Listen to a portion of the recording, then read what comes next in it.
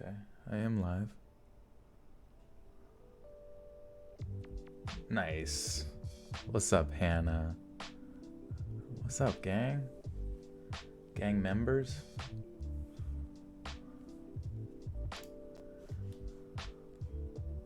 Let me bring up the studio here.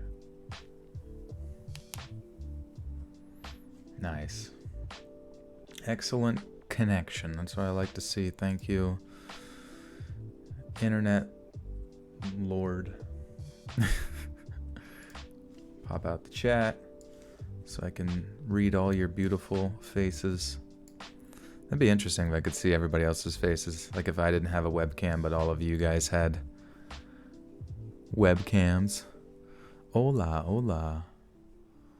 What is the good news, my friends?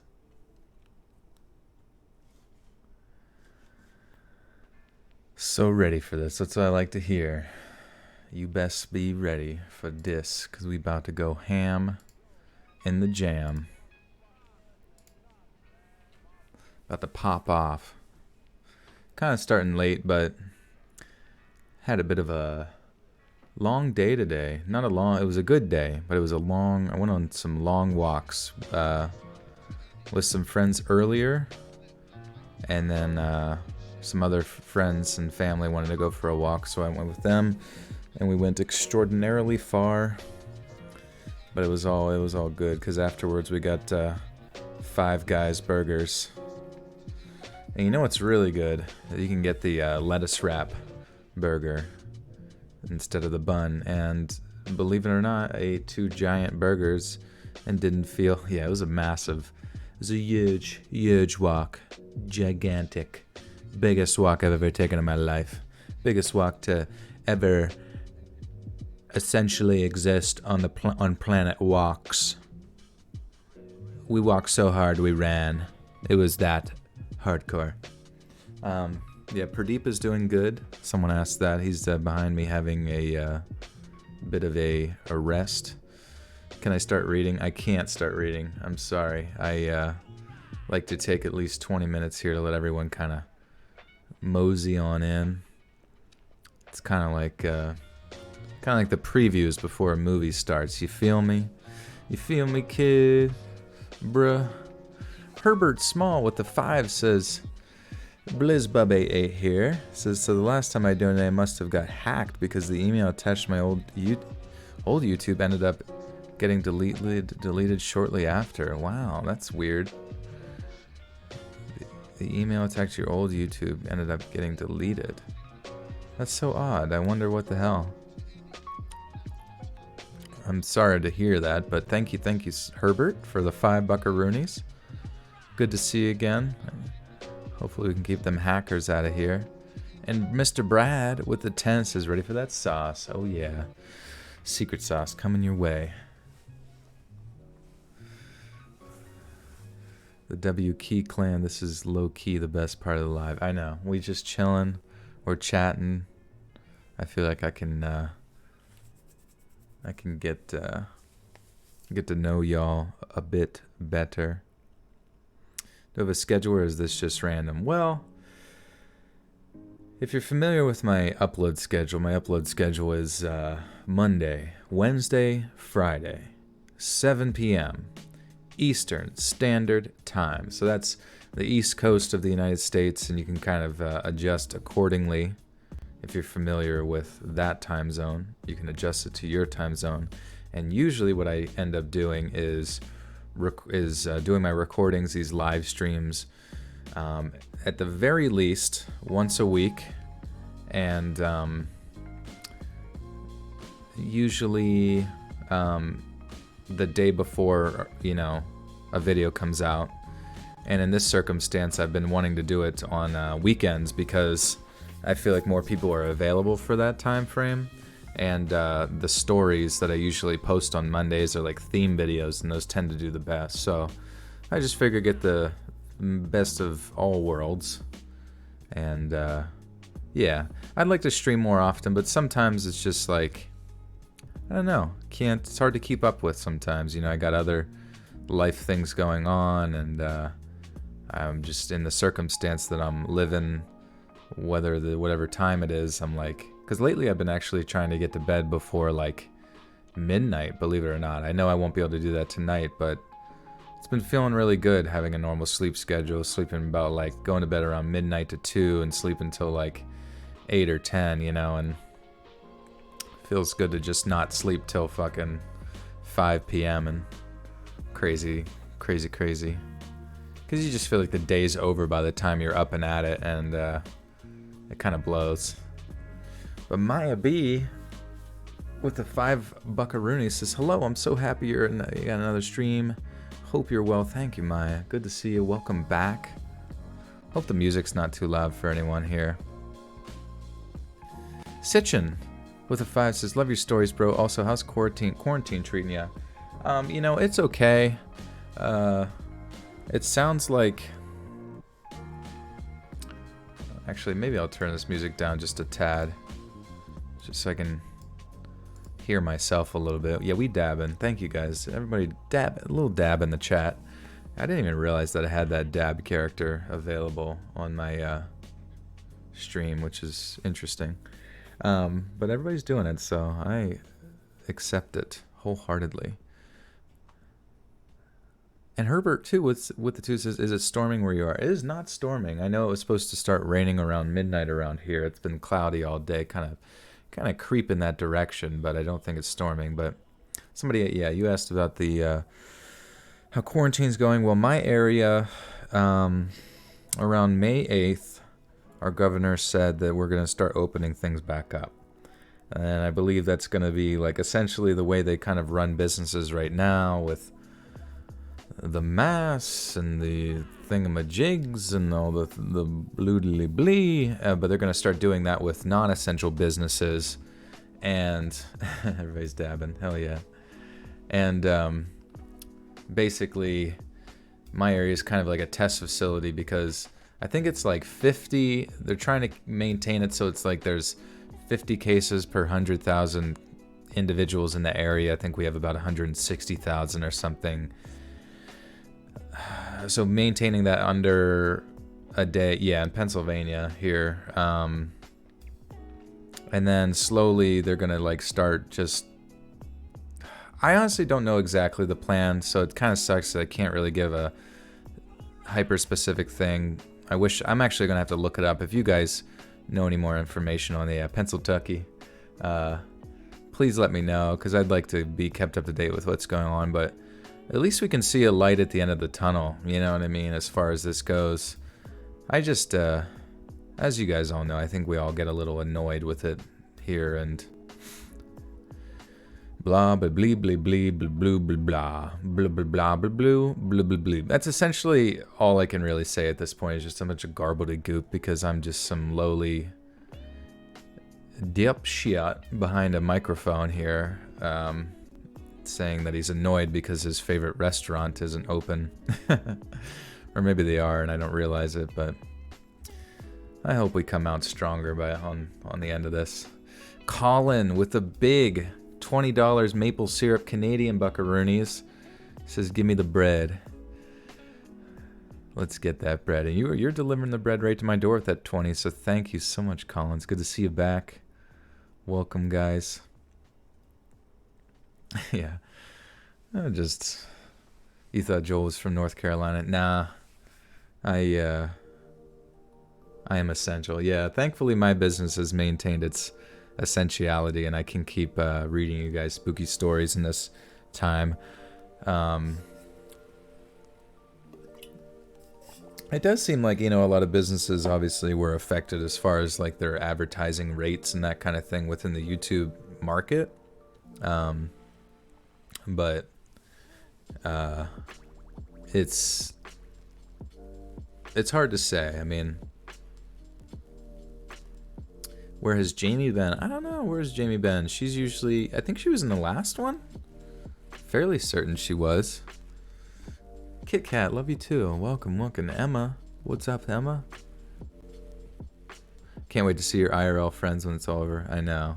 It's a unfortunate thing. I hear certain places are more stringent than others. I hear about, out in the UK that you know, you can't be outside or doing non-essential things for greater than a certain period of time.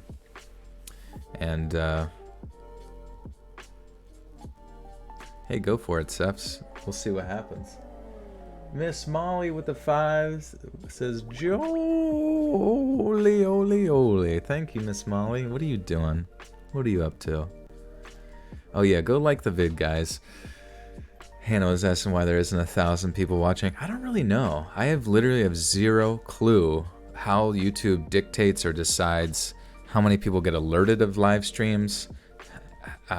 You know, because you would imagine in the same fashion that like a new video comes out, they would alert a degree of magnitude of equality, of equity to that number of individuals for lives. But I think by the end of it, like the total, like the concurrent viewers usually stay pretty similar, but then it's like by the end of the stream, it's like surprisingly over 5,000 to 8,000 people have actually come into the stream, like cycled in and out, which is really weird. But I guess like based on the fact that the streams are like 3 to 4 hours long usually, or maybe 2 to 4 hours long, that does seem about the typical number of views I would get in that period of time. So maybe they are proportional, but it's so hard to say. Would be nice to have a freaking metric poop load of people in here watching. Yeah, I got you guys though. That's all that matters. Quality over quantity. Quality over quantity. Say it with me. Quality over quantity. Am I right? Am I right? Fuck it, we'll do it live. Pretty funny, Weston. You said FK and it like blurred out your word there. Oh, it's just funny. We must have a mod in the chat. They just haven't said anything because someone is accepting the messages. Hello, secret mod, as you linger secretively. I see you. I smell you. I smell good. We're just hanging out for... If you're a nurse in my Filipino, I am not Filipino, but I worked with a lot of Filipino nurses, or rather healthcare professionals in my time.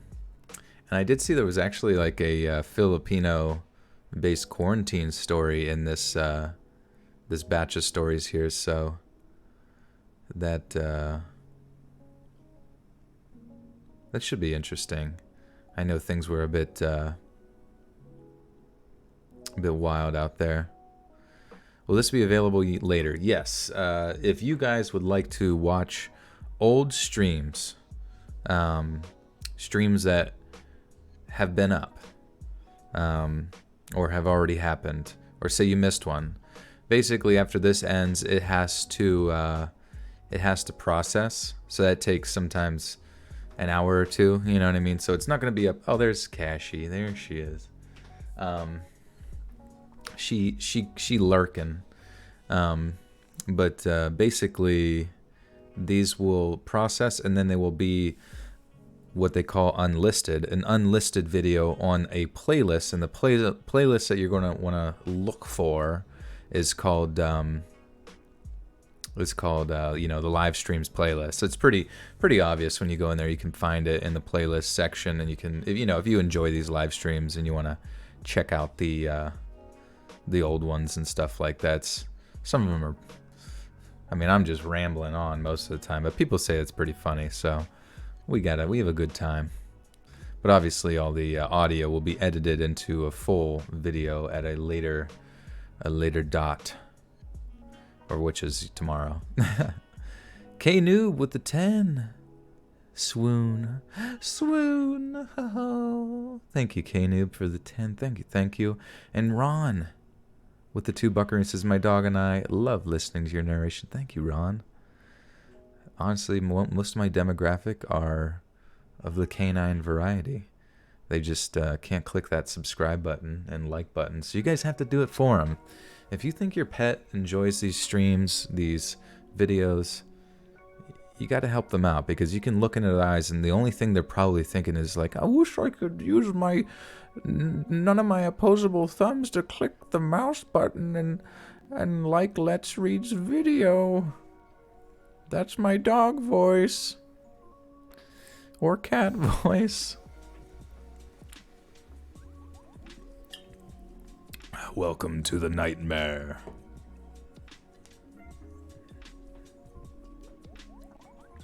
You ate too much chicken for dinner. Interesting. You're feeling pretty full. Your office is unlocked, and you're just there. Basically, you there. I go from my apartment alone to my office alone back. So yeah, a lot of you too. Oh, that's tough. Yeah, I know. I feel bad for anybody who is too hyper isolated during this process, because that obviously is no fun. Surrey, make more Urbex horror stories. Dude, you guys got to go live those Urbex horror stories for me to make them, so I need you in return to go explore random mines. Just go into a random mine, have a quick explore, have a quick crazy encounter with a homeless man and or ghost, and report back to me. I'm just kidding, don't do that. But if you do decide to do that, hypothetically, I would suggest bringing at least one grape soda in case you get thirsty. Hubsy, you best be careful, my friend. I can read through the lines. Just kidding. Yo, young Jedi, what up? What up? Ghost hunting. Yeah, does anybody here do ghost hunting or any of that cray shiz? Because it always seemed interesting to me. I went on like a ghost tour in Florida, and it was like the dumbest thing ever. Like the lady had some ghost box. And, you know, the ghost box, the sound a ghost box makes, or whatever the fuck it is most certainly creepy. You know what I mean? But it's just like, it was like everybody was kind of like, we're outside, you know what I mean? And she's got this ghost box up next to her ear, and we're all kind of spread out around her. And somehow, like, she's playing, and he's like, oh, yep, he just called me a bitch. And then, like, when you were listening to it from, like, you know, 3 feet away from her, it just sounded like, and it's like, I didn't hear him fucking call you a bitch. Like, you're about to freaking Me Too this ghost, and who knows what he even said to you, dude. Smoking weed and watching scary shit. Please do be sure to clean up after yourself if you do. Kimberly, you used to do ghost hunting. You're Roman Catholic, very creepy experience. Yeah, you know, it's I don't know. I couldn't do it. I mean, like, I'm always been interested in like people that do exorcisms and things of that nature. It's like, I mean, obviously those jobs, I guess you could say, exist. You know what I mean? And it's like I feel like they seem to be prevalent. So it's definitely a phenomena. Immolate Rotten says, thank you for being here for me so many years. Your videos helped me get over extremely bad insomnia and tinnitus. Honestly, wouldn't be sane without your videos. Appreciate you tons, my guy. Absolutely. Immolate, you are more than welcome. I'm glad your tinnitus has gotten better, because that can drive people nuts. I never really understand. I mean, I hope it's gotten better, and I'm not exactly sure how my voice would have assisted that, because I think there's different causes. But if it has gotten better, then perhaps I've got the miracle cure. Brahma with a 10. Big 10 here says, you are a huge inspiration to me. Thank you. Do you have any horror stories of your own? You know, most of my, honestly, I don't really have that many. I'm fortunate in that regard that, you know, things that I've experienced in life have been relatively safe. I guess, you know, me being kind of like a,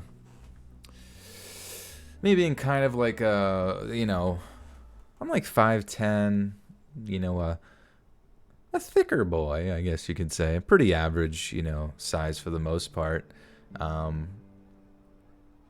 But I haven't like had like the typical like, oh, here's a creepy guy who's attracted to me or something that a lot of girls might experience, you know what I mean? So I'm kind of like, that scratches off about like, you know, one half of the entire population bothering me for the most part. And, I never lived in a very crime-ridden area or anything. I mean, I've been to various places, but I guess kind of kept my head down and kept moving or whatever. So I've been fortunate there. But, I've had some sleep paralysis back in college that was quite creepy. And it's at random times you kind of sense when it's going to come back when you wake up. Heat thick.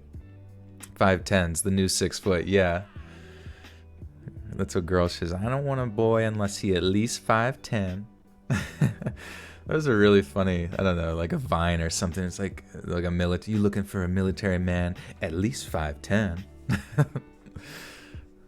That's what every girl's looking for. I think girls need to really I see that pop up a lot of times in like the whole dating thing or whatever. Where it's like, gotta be at least 6 foot, and it's like, all right, well, you just like cut out about 90% of the entire population from your standards. So unless I'm wearing my fucking Timberlands, GG, homie.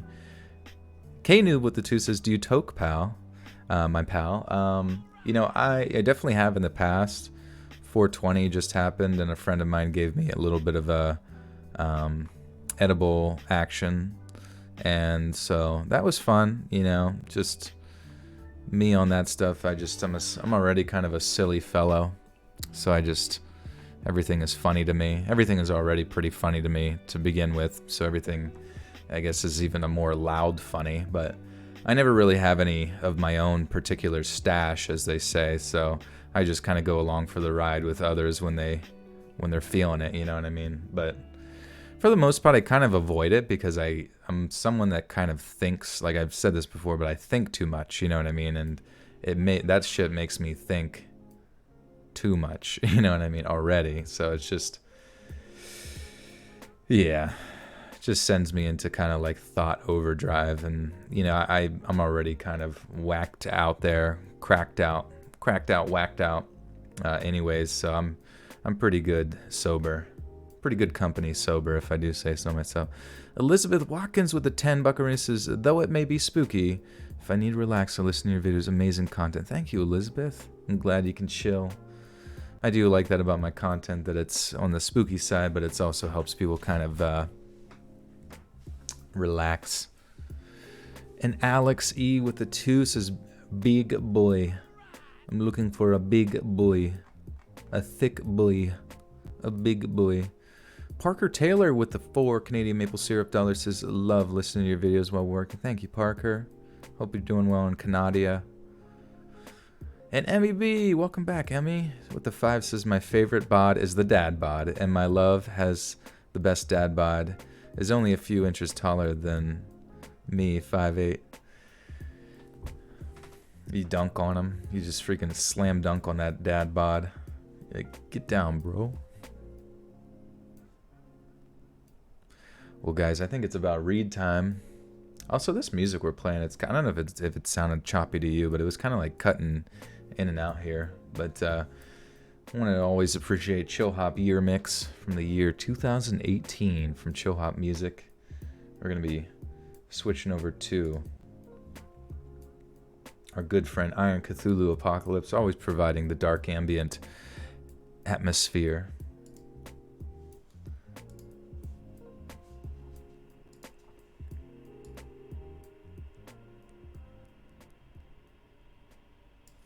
Transition. I got like a volume mixer there, so it's kind of nice to like transition the music out rather than just cuts abruptly. It's sort of awkward.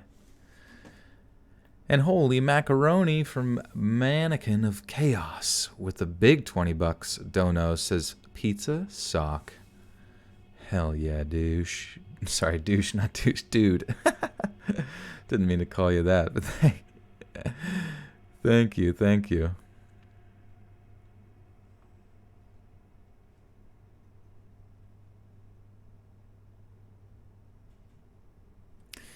Thank you guys for being here.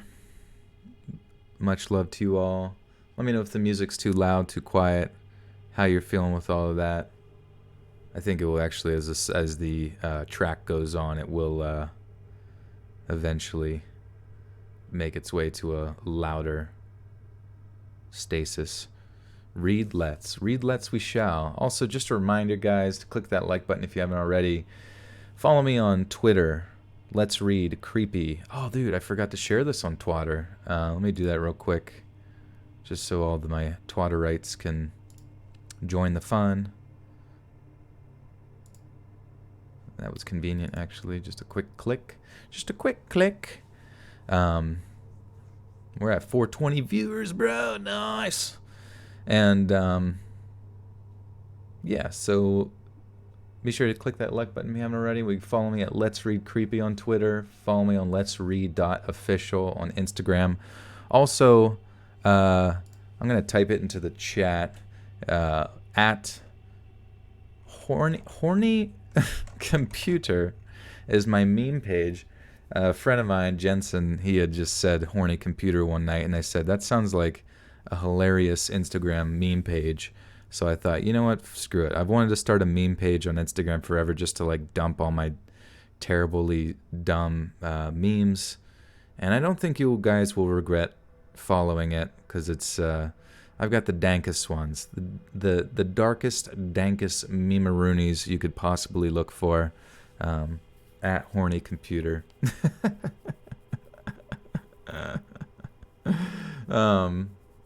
And also, I'm always looking for good memes to post. And I think most of the time I kind of spam them. Like, if I get a bunch, I just spam them. I don't even give a shit. So be sure to DM me or send me on the Discord or wherever all of your memes. I need to get those up ASAP. I need content on there. I have no idea what my goal is on that meme page, other than to make myself and other people laugh. Believe me, Shrek does approve of that memeroony. I guess typing horny kind of gets everything blocked on there, so it's kind of funny. Hannah, yes, thank you for following. Dank is a good word for it. That's yeah, it definitely is within the realm of dankage.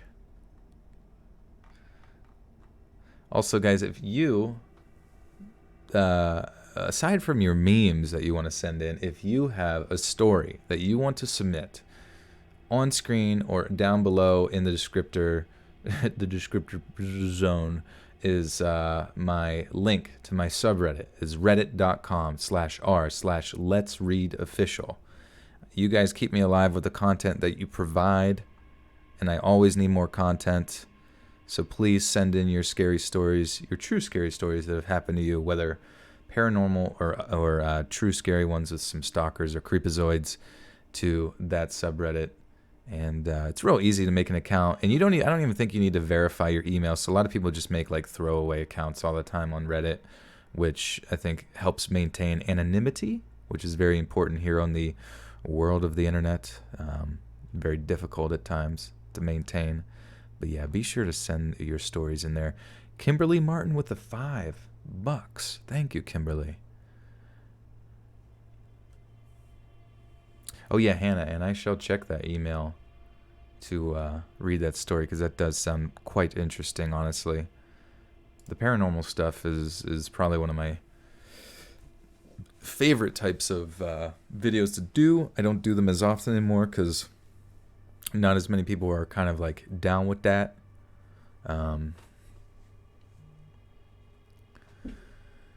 Or interested, so it's like if I don't get views on it, YouTube kind of like punishes you for that and doesn't really like suggest you out to your audience or other people. How sexy is Pradeep? He is quite sexy. He actually coincidentally just dropped down to my feet area from the bed, so I can imagine he's gonna do his rounds of rubbing his face on random crap. Oh no, he's just gonna plop down on the floor here. He's gonna have a plop.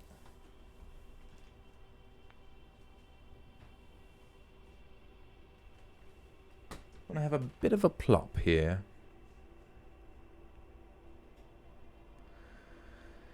All right, so this first story is actually out of the country of Paraguay. How do you say it? There's gonna be probably a lot of if they're from different locations, I might need your guys' help to determine the pronunciation of these places. Because otherwise I know I'm going to get reamed out in the comments. Paraguay Oh, jeez. or Paraguay. Sorry, that's loud as fuck. Paraguay. Paraguay. Paraguay. Okay, let's just, you know what? Let's just kick it off here. What do you say?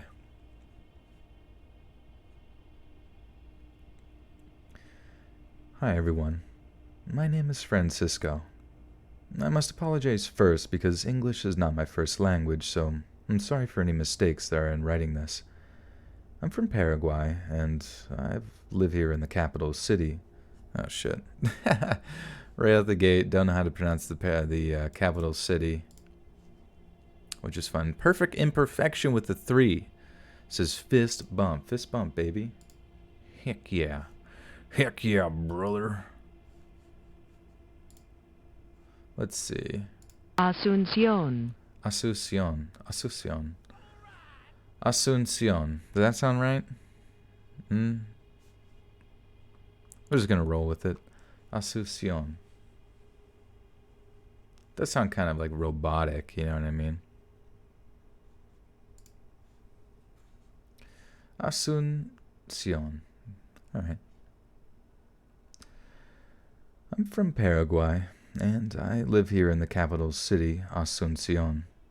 Like many of the countries in the world, we in Paraguay have also been affected by the virus outbreak. Everyone is very worried.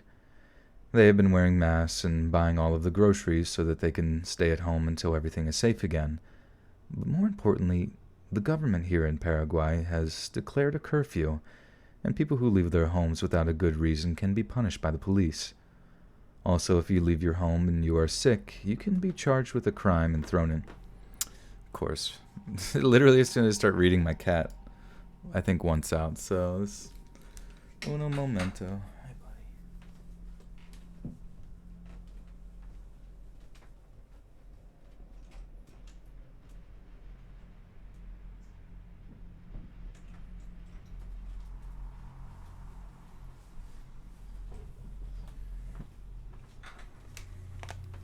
All right, we good to go.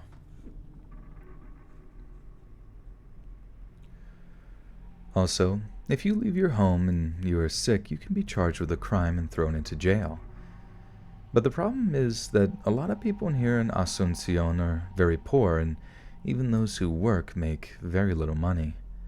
That means that both me and my father have to work to support our family. Even my mother makes and sells wicker baskets in her free time to give our family extra money. But that's where the trouble started. When the government here decided which of our jobs were essential and which ones were not.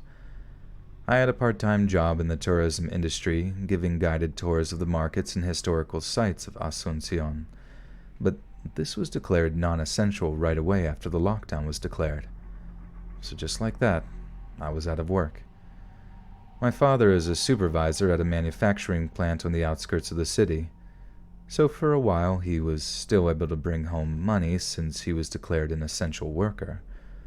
But that all changed when he was tested at his job for the virus. When the test came back positive, he was told he would have to go home and isolate himself for 2 weeks before he would be allowed to return to work. This was a disaster for our family, but there was one flicker of hope. The head of my father's department told him that a temporary replacement had been found for him, but that left a space on the factory floor, one that I could occupy for the time he was sick. So every morning for about a week, I would wake up very early, grab my father's ID card, walk out of town for an hour so I could work the line at the manufacturing plant. It was a very boring job, much more boring than my tour guide work, but I was still very grateful to have the chance to keep earning money for my family. My family owns a car that we share, but since money was low and we couldn't afford too much gas, we had to save it for emergencies. That is why, like I may have said already, that I ended up walking 4 miles there in the morning and 4 miles back home in the nighttime. It was tough going, and I was stopped by the police many times, but all I had to do was show them my father's factory ID card, and they would wave me on. But that only worked so many times, and one evening a routine police check led to one of the most terrifying, stressful experiences of my entire life. I was walking at the side of the road, my feet aching after a long day on the line, when I heard the momentary blare of a siren behind me. I stopped walking, turned around, and I saw a police vehicle parking up near me. Usually, I would just show the ID card and the police would drive on without getting out of their car. But this time, both officers stepped out of the vehicle and began marching towards me with a lot of aggression. I tried to show them the ID card to explain that I was an essential worker working in place of my father, but they didn't want to listen. "This is not your picture," one of the officers said, asserting that I could not be a supervisor and suggesting that I had in fact stolen the ID from somebody. I swore to him that it was not true, that I had made arrangements and my family might starve without the income. Then they searched me. When I asked what they were looking for, one of the officers got in my face and told me to shut my mouth, that I was lucky that they weren't just taking me to jail since I was out spreading the virus. I think they were searching me for drugs, but I can't be sure. I know a lot of dealers have been caught recently since they need to sell their stuff and have trouble explaining why they are outdoors during a lockdown.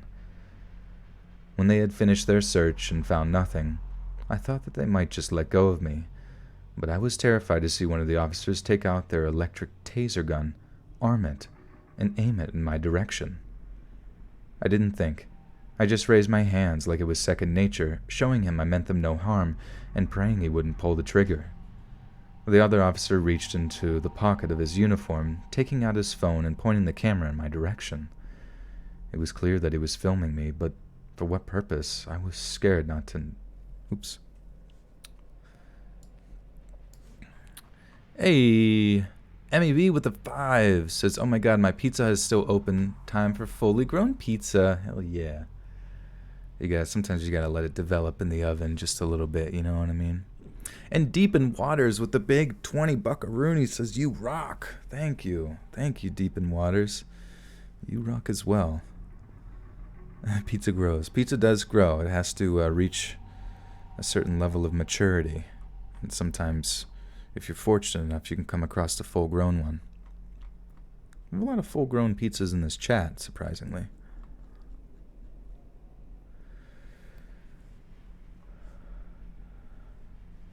Thank you. The first oops. Yeah, I'm surprised I made it as far as I did. Like, for this not being their native language, I feel like their grammar's better than most people.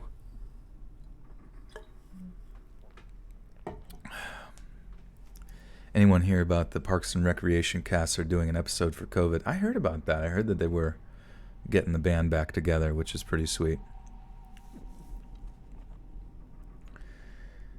It was clear that he was filming me, but for what purpose? Oops.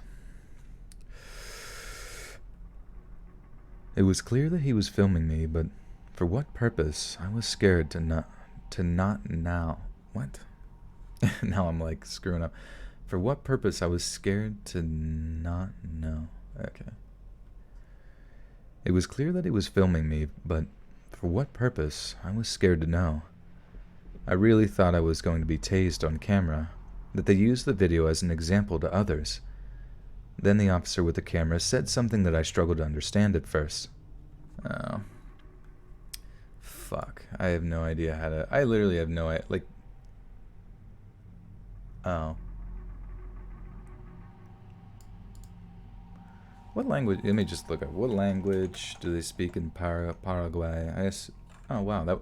Dude, that's weird. Maybe because I typed in Paraguay before, but I typed in what lang, and the first thing that popped up says, "What language is spoken in Paraguay?" It's like, Google has gotten quite smart. Spanish. Paraguayan, Guarani, and Spanish. Okay.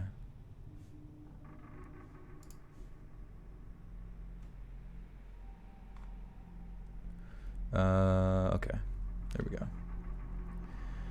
I told the officer I didn't understand, but... Wait, whoops, sorry. Go back a paragraph here. I really lost my spot. Google is a bit creepy.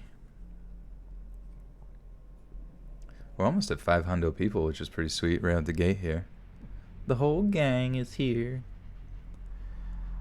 Then the officer with the camera said something that I struggled to understand at first.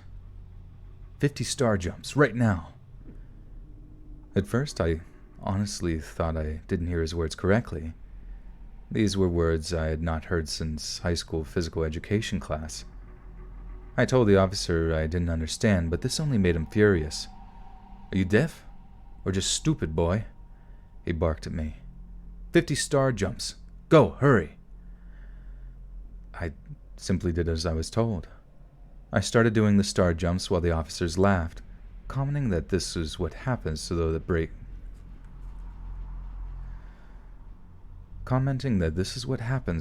that break curfew without a good reason.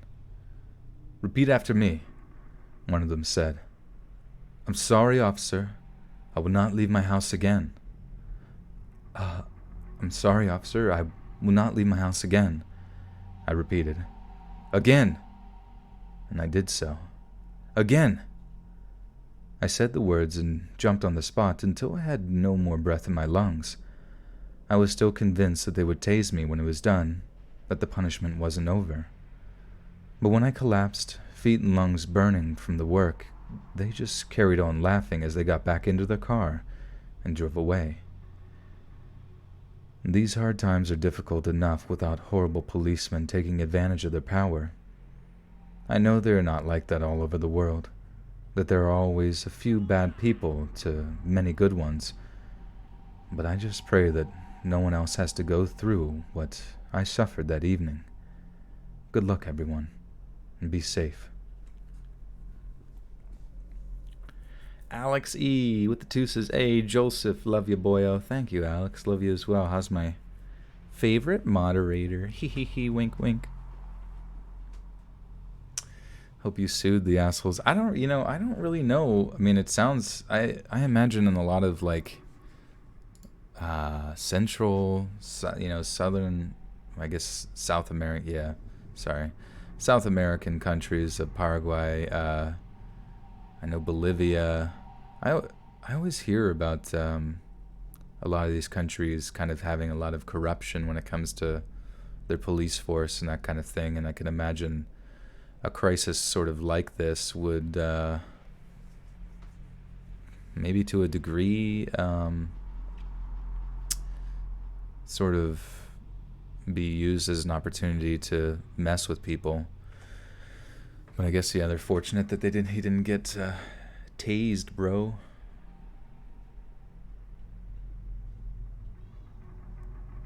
They're not pulling speeders over around here because they're afraid of catching something. Well, hey, maybe that means I need to start drifting around corners more so with my Suzuki.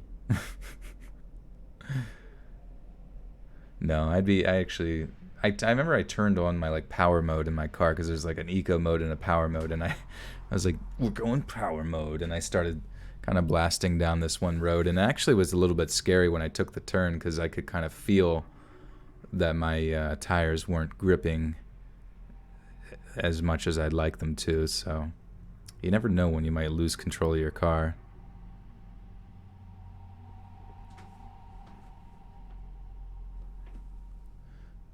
What am I riding? I drive a 2013 RAV4, and it's a good car. I mean, I've had it since then. I mean, holy crap, it's literally been 7 years, which is really weird. And I just recently found out that I need to get some new brakes on it, so probably will try to install those here. But I don't know. It's good, definitely. Do you even Suzuki, bro?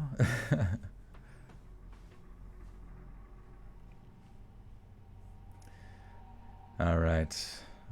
So this next story looks like it takes place in another location here in the Philippines.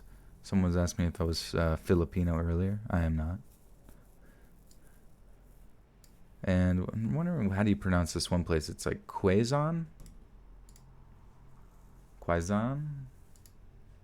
Yeah, Quezon pronunciation. In Tagalog. Quezon City. Oh, Quezon. It's kind of funny, yeah. Filipino sort of sounds Spanish a little bit, but not completely. Yeah, RAV4s are great cars. I mean, I'm not really much of like a car guy per se. Like I can look at a car and say like, "Damn, boy, that's sick," But like, I've never been one to like feel the necessity to purchase something super expensive whenever it's just gonna get me from point A to point B, anyways. Gas is less than $2 a gallon where you're at. That's exciting. Yeah, the oil situation is quite strange. I don't know much about it. Bruh, you're a lad. Thank you. Donut guy sprinkle.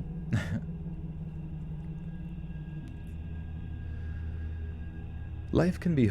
Oops. Oh, a new video on crazy girlfriends. No, that's actually a good idea. I'm sure could definitely find a few of those.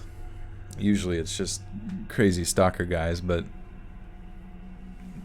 I'm sure there's many a person who's gotten a slash tire or two, or cheater, ripped into the side of their BMW. 134 a gallon in San Antonio. That's pretty wild. That's like record crazy. You got gas for $1.20. Look at that. I guess it won't be for very long if this like ends, because most of this is just kind of like artificial, you know what I mean? But certainly interesting.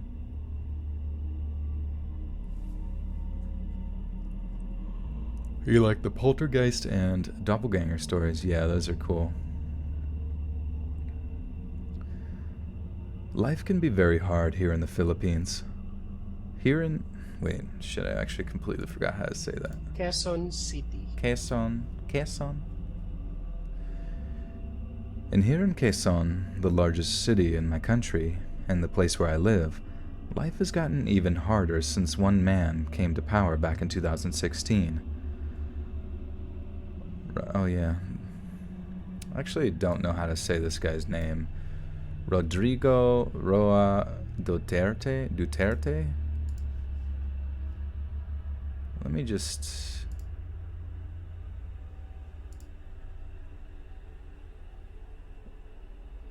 let me just look this up real quick just to make sure I'm saying it right.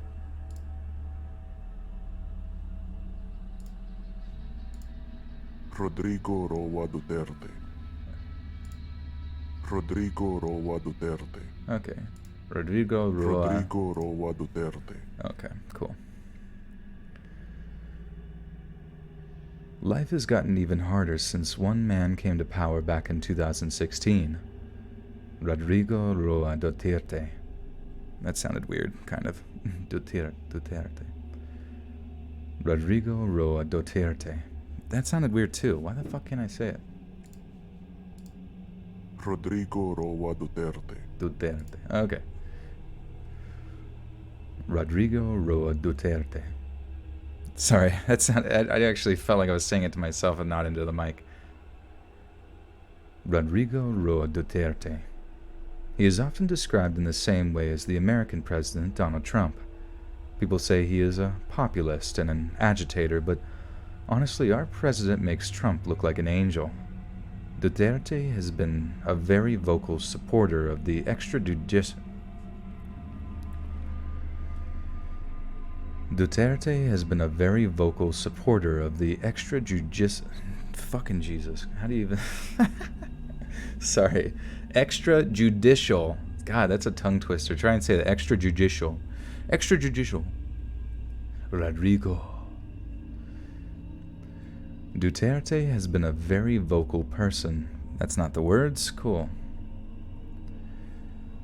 Duterte has been a very vocal supporter of the extrajudicial killings of drug dealers and those that do business with them. I know that certain human rights organizations have estimated that Duterte has been directly and indirectly responsible for almost 1,500 murders committed by what has been come to know as the Davo... God, dude, there's so many freaking words that I have no idea what they... Devale... How do you say this, dude?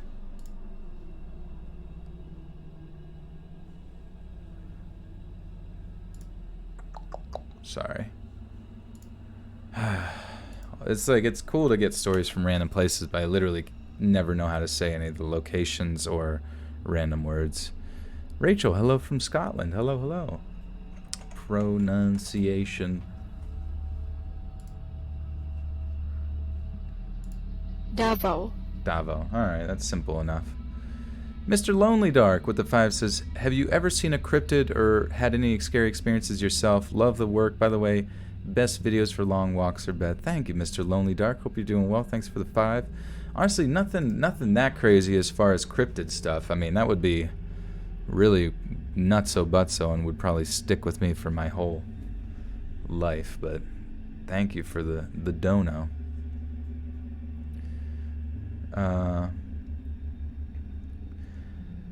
I know that certain human rights organizations have estimated that Duterte has been directly and indirectly responsible for almost 1,500 murders committed by what has been come to be known as the Davao Death Squads. There, they murdered without a care, even sometimes targeting children in their attempt to clean up the streets. It was bad back then, but it got even worse after 2016 when he became president, and the more I think about it, the more it seems like his entire reign was building up to today, when extenuating circumstances have meant that he has more power than ever before. Quezon? Alright, how do you say that place again? Sorry. Quezon City. Quezon. Okay. Quezon has reacted to the COVID-19 crisis in a very similar way to other places. We have lockdowns, mandatory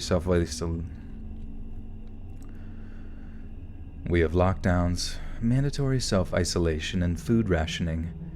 And naturally, the police force has been granted considerably more power in light of such an extreme health emergency.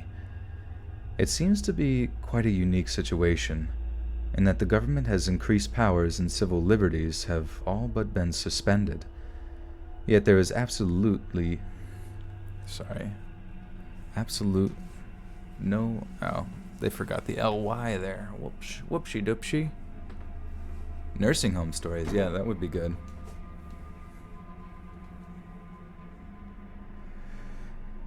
And yet, there is absolutely no outrage or protest from the people. They are scared, and scared people are very, very easy to control. They don't just accept the introduction of draconian punishment, they welcome it. And for me, a firm believer in human rights, it is a very, very scary time indeed. For example, just a few days ago I was walking to the market to buy essential food supplies when I saw a large crowd gathered near the market square. Hundreds of people were jostling for position to catch a glimpse of whatever it was that was hidden from my view, and they were quickly being dispersed by police who obviously were under orders not to let people congregate at all. When the crowd thinned out, only then could I see what they were looking at. It was a small cage, maybe.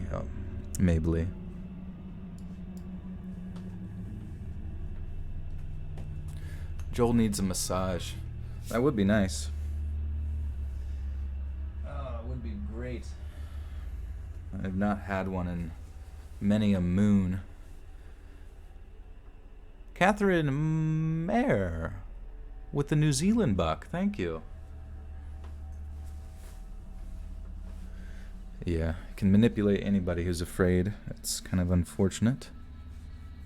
But that is the psychology of humans. We are nothing more than sheep when we're scared. It was a small cage, maybe only a couple of square feet in size, no higher than a man's thigh. I recognized it as a dog cage from the sturdy steel bars, the kind us Filipinos keep our pets in to keep them safe at night. But there was no dog in the cage. It was a man. He looked terrible, like he'd not eaten or slept in days, and worst of all, this was all taking place under the midday sun. He was being baked alive in public, with only the police throwing the occasional cup of water over him to keep him from passing out from heat stroke. I was in shock. I just stood there for a moment as masked individuals filed past me, staring at the man's fingers as he hooked them through the bars of the cage and begged for help.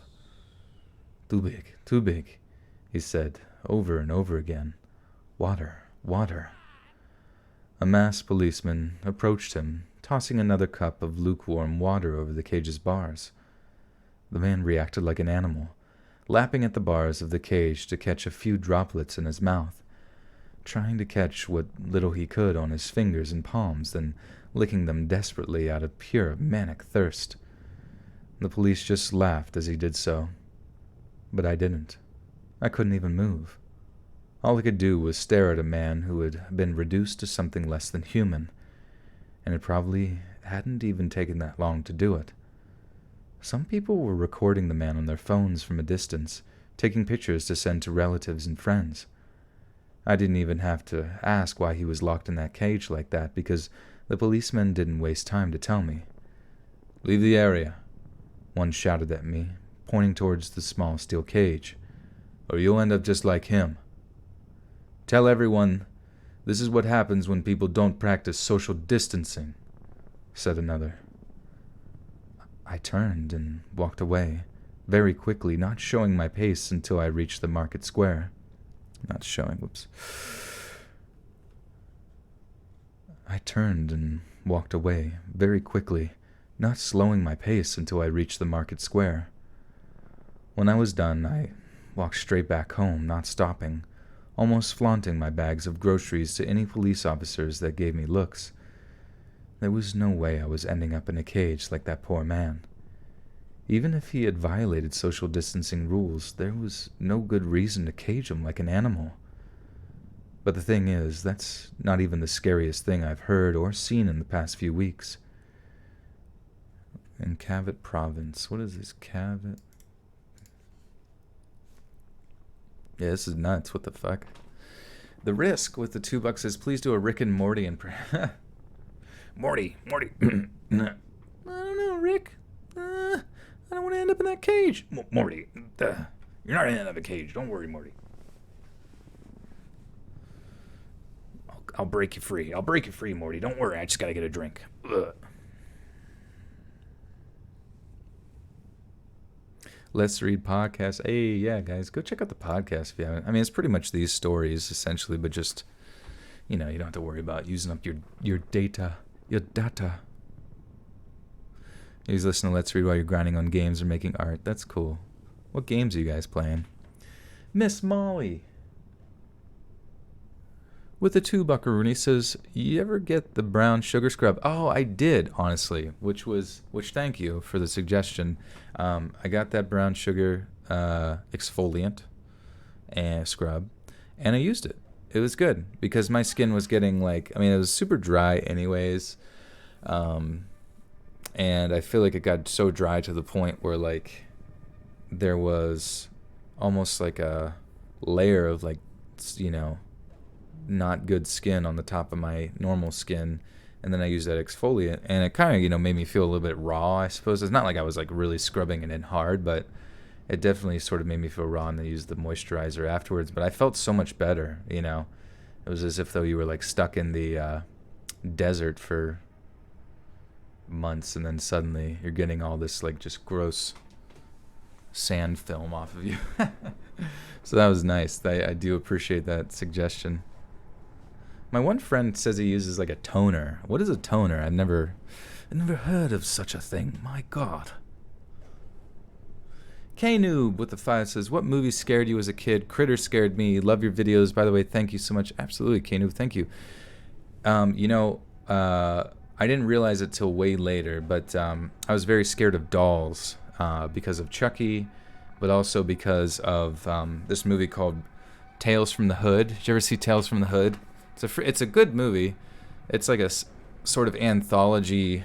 It's sort of an anthology type horror movie, a little bit like Creepshow, with a series of different stories in it. But one of the creepiest ones was about this super racist mayor. I think he was a mayor. He's running for mayor. He's super rich, super racist guy, down south somewhere or whatever.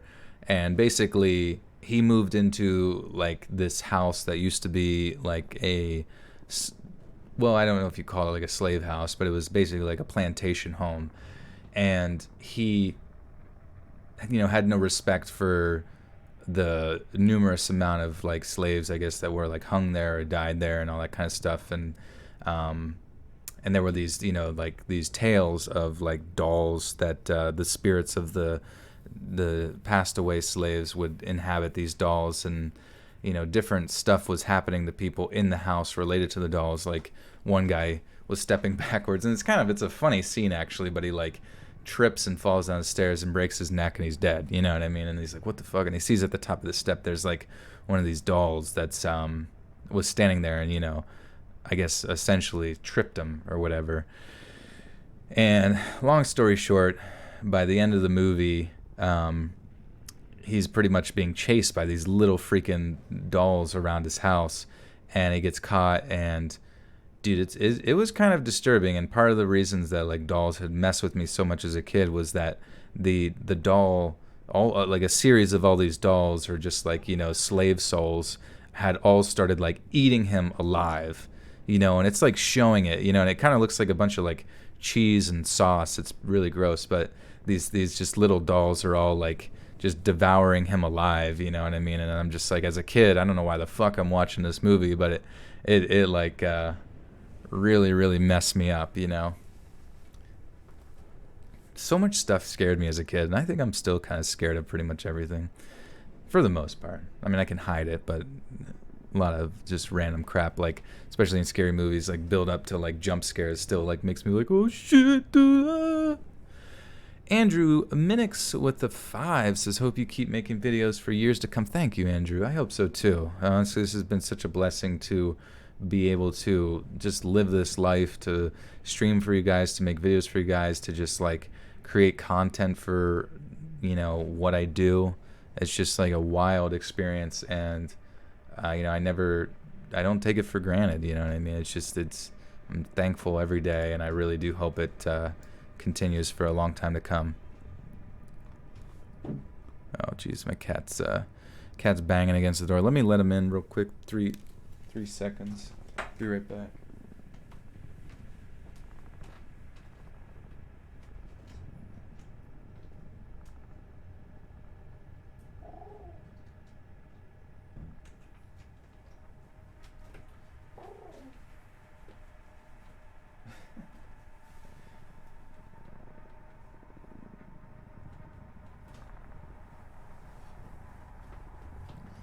It's kind of funny. My buddy said that Pradeep, my cat, like aside from the fact that he's like such a nice cat and stuff, like nicest cat, softest cat, the best cat you've ever seen. But basically, my buddy has like allergies to cats and stuff, and like the hair makes him sneeze. And he says Pradeep's hair doesn't make him sneeze, so I don't really know if he's just generally all around the perfect specimen, but he's pretty awesome. He does this thing, yeah, he comes in the room and he, it's like I let him in, he jumps up in the bed and he flops over like he wants to be pet, and then he starts going around like my feet and every object around me, just like smacking his head into it, doing like cat rubs, and you can just tell like he really wants attention, and it's cute, but I also need to get this reading done, bro.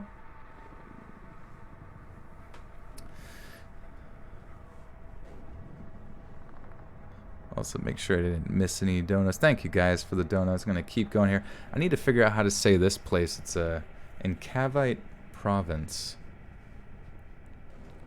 Are you guys familiar with Cavite Province?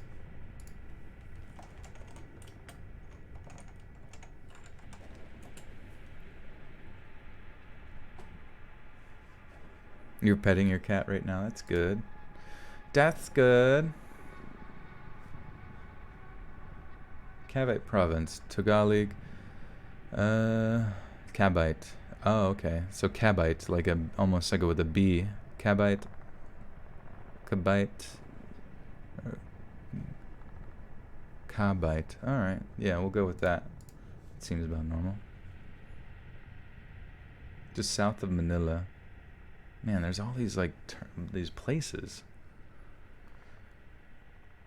In Cavite province, just south of Manila, 2 small children were forcibly locked inside an actual coffin on March 26th as a punishment for violating curfew. In Binondo village, officials arrested 4 boys and 4 girls on March 19th for violating curfew.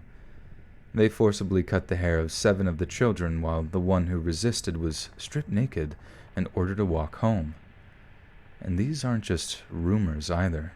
These are things that I have seen videos of on WhatsApp. The Philippines already has a terrible record of criminalizing children, with members of Congress attempting to lower the age of criminal responsibility from 15 to 12, with some having proposed it to be lowered to 9. If enacted, this could put more and younger children behind bars in dangerous detention facilities. And speaking of rumors, in October 2017, Rodrigo Duterte... I gotta get this right.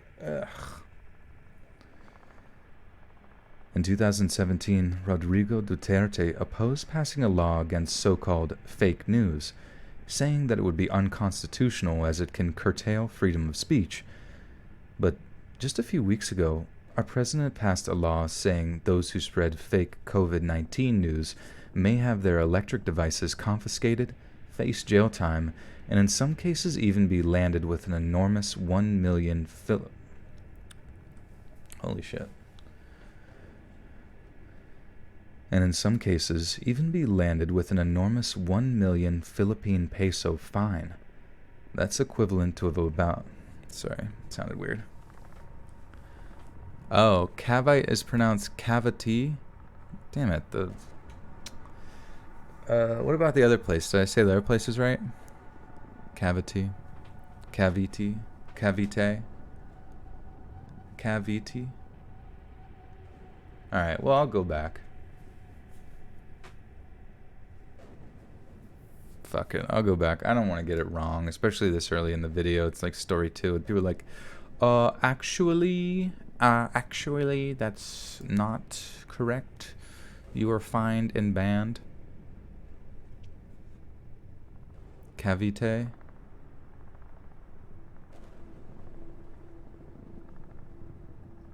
Wait. Binondo. Okay. Cavite. Cavite? Oh. Well, that's what it said on Wikipedia. Like, pronounced like a B, which I don't really know. Okay. Cavite.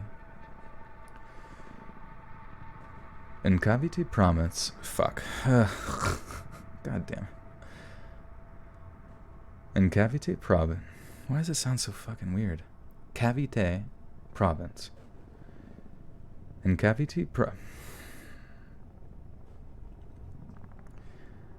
In Cavite province, just south of Manila, 2 small children were forcibly locked inside an actual coffin on March 26th as punishment for violating curfew. In Binondo God damn it. So annoying. In Binondo village, officials arrested 4 boys and 4 girls on March 19th for violating curfew. They forcibly cut the hair of 7 of the children while the one who resisted was stripped naked and ordered to walk home. And these aren't just rumors either. These are things that I have seen videos of on WhatsApp. The Philippines already has a terrible record of criminalizing children, with members of Congress attempting to lower the age of criminality. Sorry. Nisha Chowdhury with the 10 says, how late am I to the live? And on the other hand, I was told I'm working from home for the remainder of the year. Interesting. Jeesh. Tanzania. Yeah, Jesus Christ, that was nuts. Fry, since you're from the Philippines, is this all like true? Is this like actual, is shit gone to like insanity because of all of this? Locking kids up or people in cages and freaking stripping kids, like trying to like criminalize children and all that kind of stuff. Monami Minami with the 2 says, I live for you, misreading words. Thank you. Thank you. The Philippines already has a terrible record of criminalizing children, with members of Congress attempting to lower the age of criminal responsibility from 15 to 12, with some having proposed it to be lowered to 9. If enacted, this could put more and younger children behind bars in dangerous detention facilities. And speaking of rumors, in October 2017, Rodrigo Duterte opposed passing a law against so-called fake news, saying that it would be unconstitutional as it can curtail freedom of speech. But just a few weeks ago, our president passed a law saying those who spread fake COVID-19 news may have their electronic devices confiscated, face jail time, and in some cases even be landed with an enormous 1 million Philippine peso fine. That's the equivalent of about $40,000. That's a punishment that could destroy someone's life, as we are not wealthy people here in the Philippines. I understand lies are bad and that scaremongering can cause panic, but to destroy someone's life for that is a horrifying prospect. But it only took a few days before destroying someone's life took on a very literal meaning. On this past Thursday, a 63-year-old man was shot dead after threatening village officials and the police with a scythe at a coronavirus checkpoint. Let me say sorry. On this past Thursday, a 63-year-old man was shot dead after threatening village officials and police with a scythe at a virus checkpoint. Official news sources stated that the man is believed to have been drunk when he threatened village officers and police manning the checkpoint in the town of Nasipit in the southern province of... God dang it.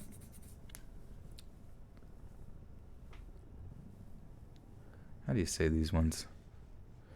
Also, did Fry respond there? Billie Jeans. In the Billie Jeans.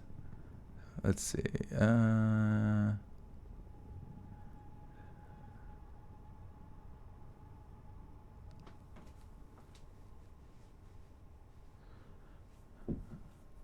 Billie Jean Queso. Oh, geez, Fry says yes with a frowny face. That's sad. That's crazy. It's crazy that something as ridiculous as this can just like allow the government to just essentially suspend every law that kept you safe prior from government oversight. They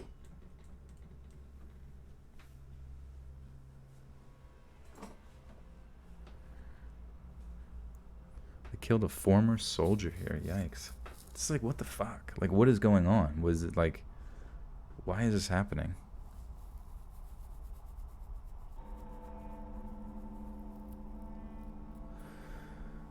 Alright.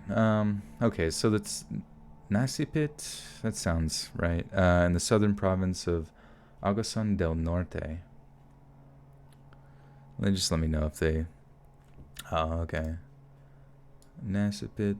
Nasty Pit. I'm going to put it in the chat. So you got Nasty Pit and Agasan del Norte. I don't know if that sounds right to you or not, but I'll just put it in the chat. You can tell me if it's correct.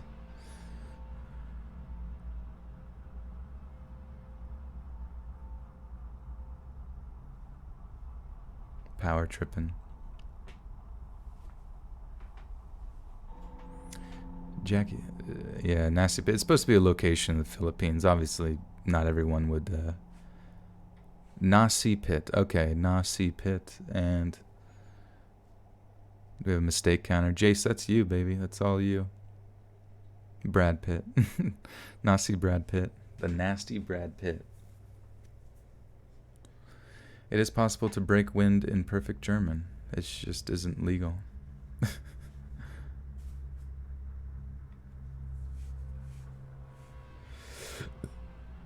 If you go out, soldier, where are you at, Neri?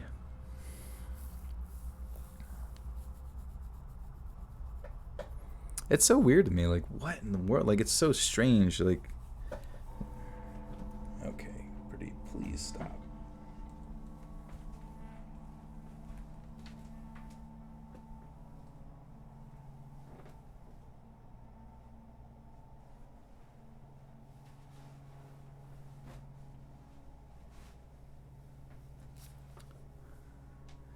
Okay, so wait, did he say the other one?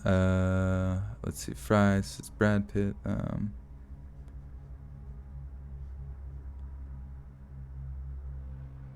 Augustin. All right, yeah. So Augustin. Yeah, I'm just gonna go with it unless you guys just at me if you think I'm pronouncing it wrong. Okay.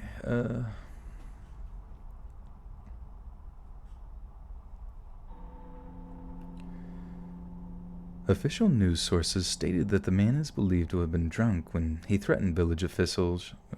Sounded weird. Official news sources stated that the man is believed to have been drunk when he threatened village officials and police manning the checkpoint in the town of Nasipit in the southern province of Agusan del Norte. The suspect was cautioned by a village health worker for not wearing a face mask, the report said. But the suspect got angry. Agusan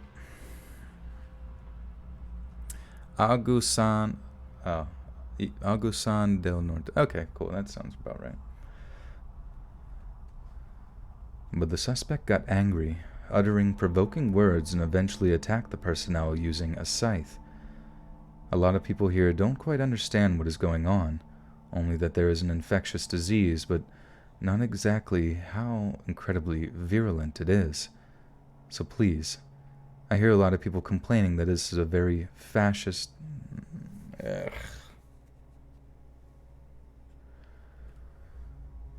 So please, I hear a lot of people complaining that it's very fascist to shut down society in such a way, but be grateful you are not in the Philippines, where we are just as much in danger because of our government as the virus.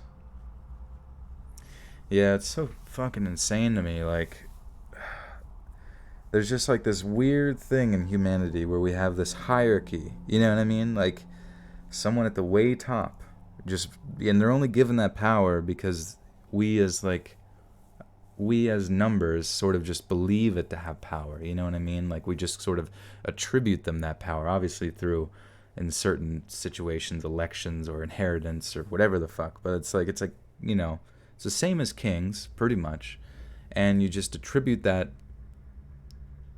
person as having a position of authority, and then one day, for any various reason, they could decree through the hierarchy of command that if you're doing this, we can do this, and there's nothing, there's nothing you can do, you know what I mean? Like, you just have to face it, you know what I mean? And I think that's the weirdest thing when it comes to something like this, you know what I mean? Because it's sort of like it's invisible, and it's just like this. In many ways, it's really no different than like the witch hunts of the past, where you could be accused of. It's obviously not completely identical, but I mean it's basically just using fear to sort of like bring down, to destroy someone's life, you know what I mean?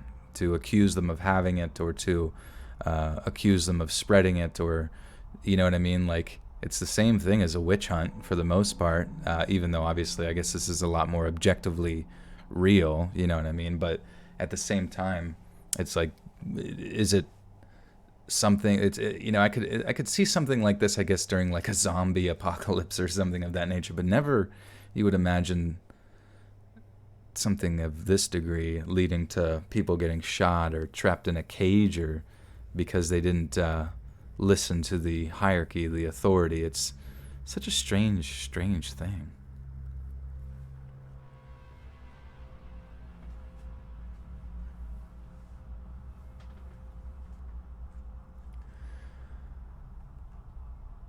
I hope you're not all too stressed in dealing with all this lockdown stuff.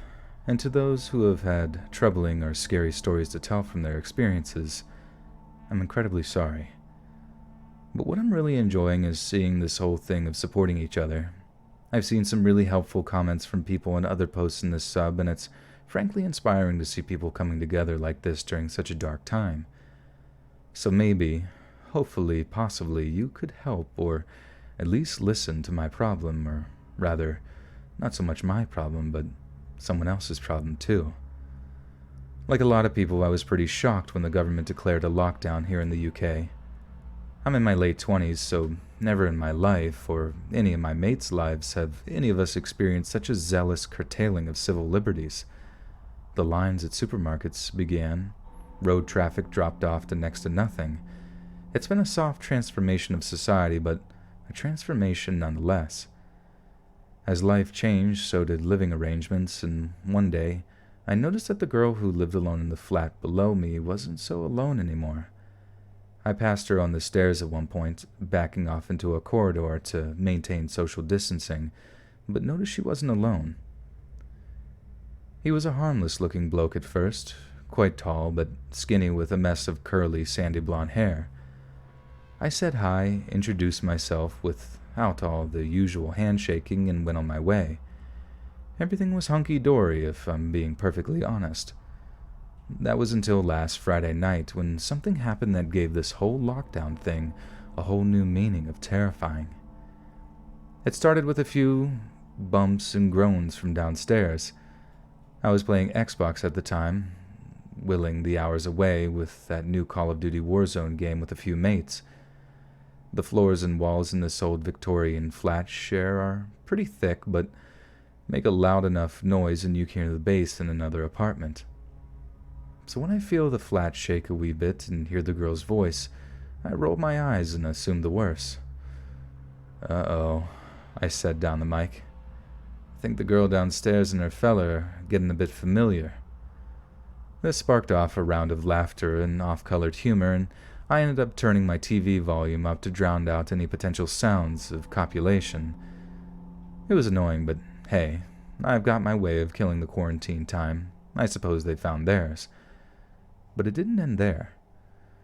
Soon, loud, sporadic banging sounds from the flat below was making my flat literally shake. It was actually kind of alarming. I mean, Christ almighty, those pairs seemed like they were really going at it.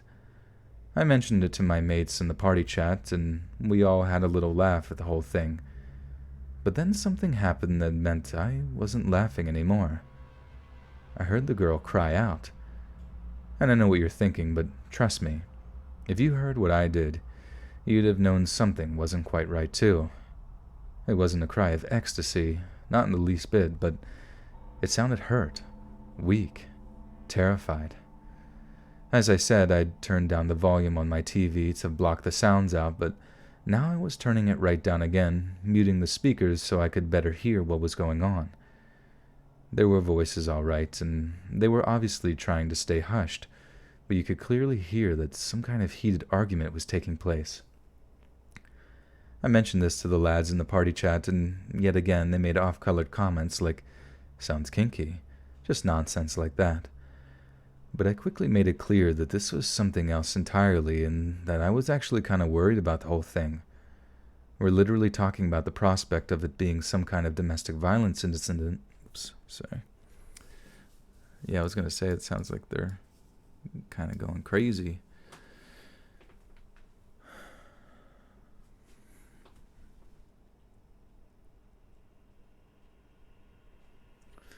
I guess, yeah, that's one thing to be thankful for. I'm, like, complaining about, like, places being closed or businesses non-essential and stuff, but it's like, you know, I have friends that are in the police department that, as soon as I had said about the fact that we had some sort of, like, curfew, recommendation, the first thing you think is, like, the Constitution and, like, an eagle flying above your head or whatever and shit.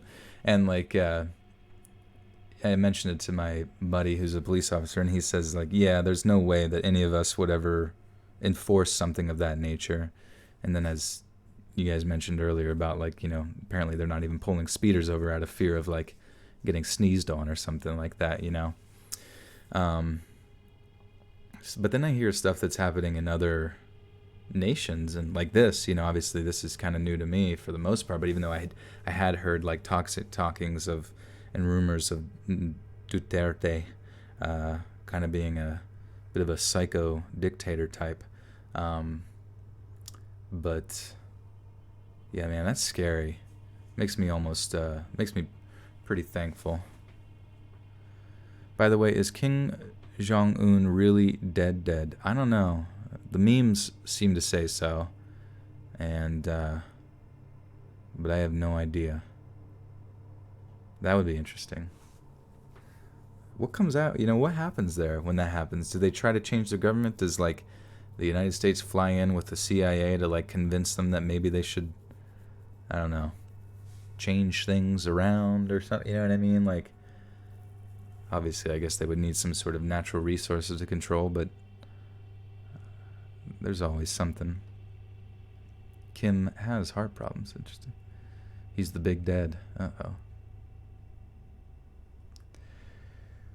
We're literally talking about the prospect of it being some kind of domestic violence incident when there's yet another loud bang. So hard it makes my flat shake and... Oh, God damn it. So hard it makes my flat shake. Only this one was followed by a similarly terrified female scream.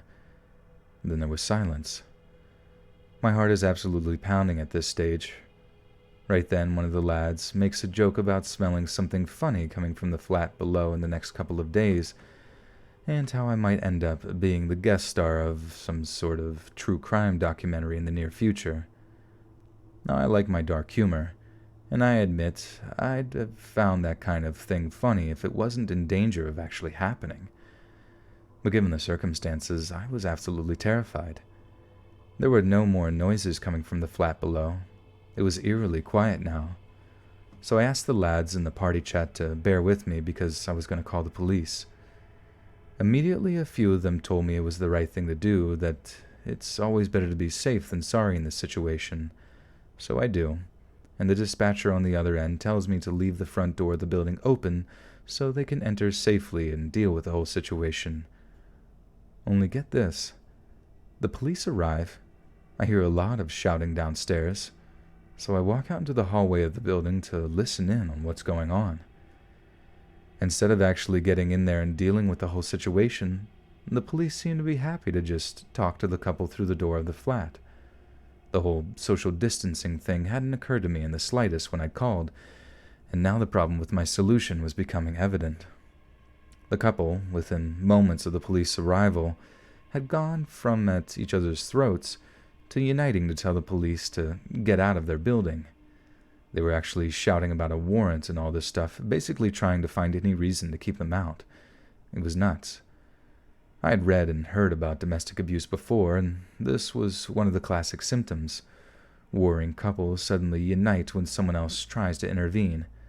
They demand to know who'd made the call, and what I heard next had me emitting an actual "uh-oh" out loud. The cops bloody well told them. They straight up said, "We'd received the call from the flat above you. They had dropped me right in." Oh, crap. They straight up said, "We received a call from the flat above you." They had dropped me right in it. It was quiet for the rest of the night, and the next day I tried to avoid them entirely. But eventually I had to leave the flat to buy food. And as I did, and was walking down the stairs towards the front door of our building, the girl below's flat opens up, and I see a figure standing in the doorway. He was wearing a mask, one of those surgical ones. They've been popular since the outbreak, but it's clearly the abusive boyfriend, and he's holding a hammer, a bloody claw hammer, and he's just staring at me. I raise my hands and try to explain that I only meant well, but he just slams the door on me before I can finish my explanation. And that's how it's been for the past few days now. Me being completely terrified for my life, locking my doors constantly and listening out for heavy footsteps coming up the stairs towards my flat. So seriously, if anyone has any advice or examples on how to deal with this, please leave them in the comments. I'll be reading every single one and responding to those I think can help via DM.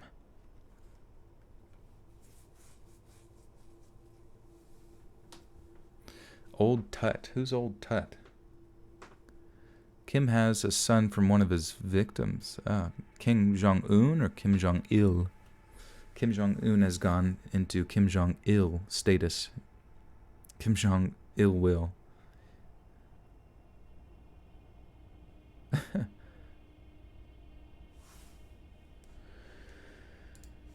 It's so weird, man. It's so weird, like the progression of human endeavors. Like I feel like in many ways, the fact that I'm hearing about like the fact that I'm hearing in like a country like the Philippines, that like for me having worked with Filipino individuals, like they, I knew that it was like an impoverished country and to many degrees, but I'd always thought that it was relatively modern in its governmental standpoint, I suppose you could say, like in a similar fashion to like Singapore. I don't know if that's a bad comparison or not, but like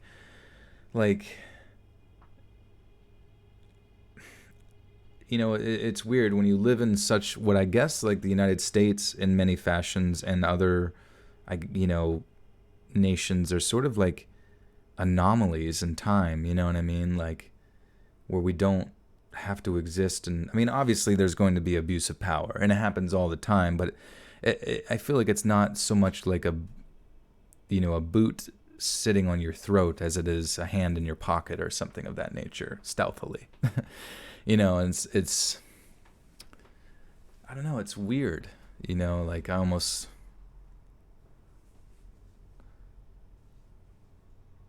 it's just weird that do you think societies will get better as time goes forward, or will like certain old ideologies take over that will just like revert humans back? I mean, because for the most part, like the societies, I mean, the fact that certain tyrannical societies exist currently indicates that like we as a species are at any moment capable of returning to that like lesser form of governance. You know what I mean? So I feel like I don't know. It's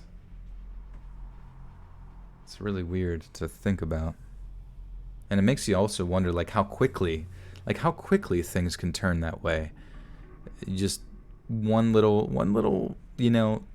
rumor. You know what I mean? Or obviously some objective threat, but a lot of it to a degree is sort of existential, I suppose, and ambiguous and invisible, you know what I mean? But it exists, and I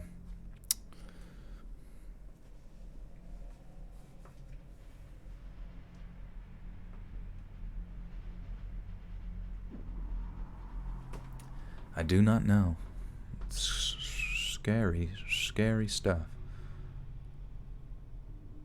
Yeah, the quarantine stories, they're pretty heavy. I didn't expect them to be this like sort of eye-opening to this insanity, you know what I mean?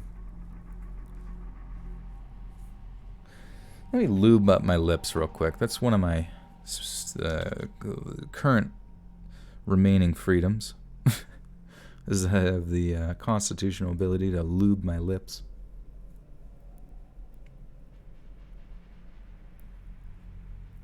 I remember hearing, like we are 3 days, like it was like 3 days without power before things are anarchy. Like imagine if your power went out, some sort of EMP charge, or from a bomb, or even like the sun. The sun has a lot of, like, no one ever really thinks about the sun, but the sun has those like solar flares and giant CMEs and stuff. What are they? Coronal mass ejaculations out of the sun, and it sends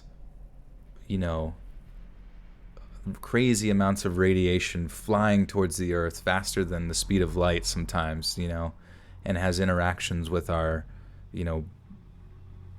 magnetic field around the earth, and it can affect like our geotectonic plates and all that kind of crazy shit. And it also can affect like our our electronic grid systems. And the sun could do something any day and just kind of like send us back to the Stone Ages, you know what I mean? Just because it sneezed. Imagine if you sneezed and you just destroyed all of Whoville, That's what's crazy. You've thought about solar flares a lot. Yeah, there's this one channel I watch. It's really interesting. It's called Suspicious Observers, and they really go into like a lesser known science, almost like to a degree like a science that's the solar winds. They've It's a science that I feel like hasn't been, or it's going to be sort of an evolving science, but it's like observing the sun to sort of, and sunspots and stuff to sort of guesstimate, uh, you know, the duration of time that takes to travel to um, Earth based on, I guess, its location. You know, I'm sure a lot of like math that goes into it that obviously I'm unfamiliar with, but essentially you will be able to guesstimate where in the world there will be earthquakes, where there might be various other sort of natural phenomena occurred, and things like that. Am I psychic? I am not psychic. I don't think I'm psychic. There have been times where I've had weird shit happen where I can like say things at the exact same time other people say things. Like that happens like way too often, but I think that's more just coincidence. PBF Space Time is a great channel. Yeah, it sounds cool. Solar ejaculation. Sun jazzed right on the face of Earth. Earth Chan.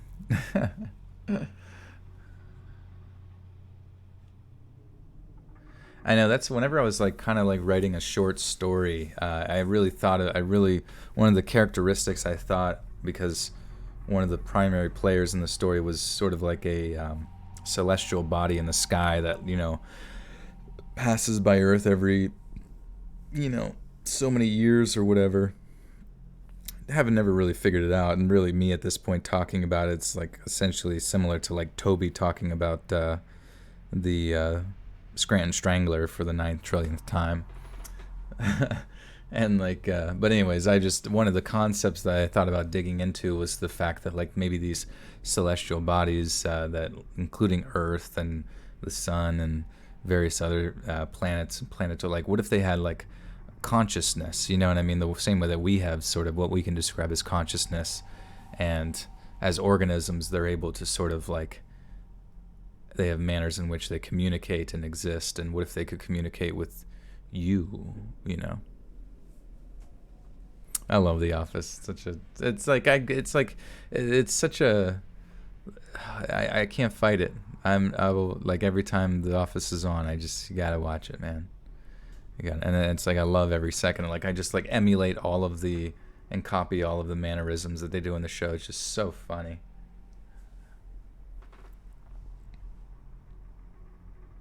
Black Rose, well, welcome back. I'm glad you're here.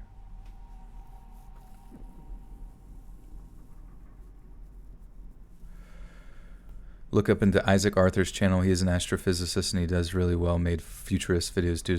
You know, it's funny you say that because I love his channel. And one of the one of the things that he had discussed, and I was actually suggested by another friend of ours from Discord, Jess, had told me about his channel, and then I went there because he thought that basically it was like a giant massive computer that also kind of operates as like a celestial body, like and it can collect energy and then re-emit that energy out and recycle the energy, and then also is able to process a lot of like information. And I was like, maybe this, because I was like trying to think like, how can I have a celestial body pass by Earth? Like, what would the math be where it didn't cause utter and complete chaos? You know what I mean? Like, on Earth, because obviously something that's like relatively sizable as it nears Earth is going to have some pretty massive fluctuations on Earth's gravity, on pretty much everything that's happening on Earth, and just be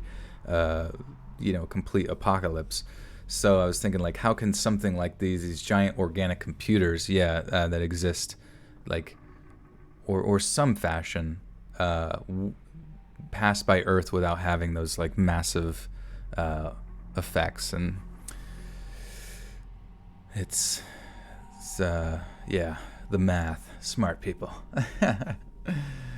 But it's like, when it comes to science fiction, it's like you can kind of be ambiguous with it as long as in science fiction you sound like just smart enough that like, people can kind of be like, oh yeah, sounds right. That's kind of what I'm going for to a degree. All right, so we are on story 4. Or wait, did I read this one? No. Okay. Ba-boom.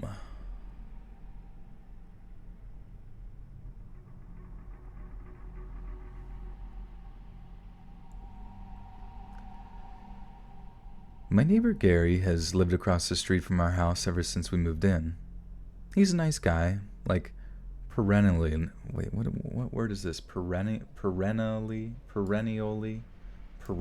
nice? What does that mean? Perennial? In a way that continues for a long or apparent infinite time. Oh, okay. He's infinitely nice. Perennially. Perennially. Oh, okay. I said it wrong. He's a nice guy, like perennially nice. Never has a bad word to say about anyone. Always sees the best in people. He never fails to see things in a positive light and has been a welcome fixture at every barbecue or block party we've ever thrown. But this latest crisis has been pretty hard on Gary and his family, and over the past few weeks I've noticed some pretty disturbing changes in his behavior. Changes that fuck. I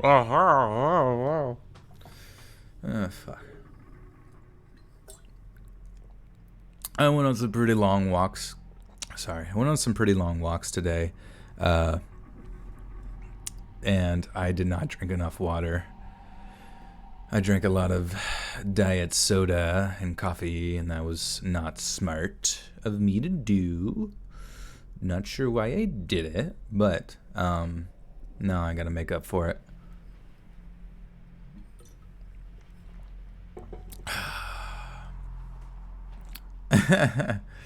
Yeah, my brain is slowly deteriorating into gelatinous goo. Changes that have meant that Gary went from being the Ned Flanders personality clone. God damn it.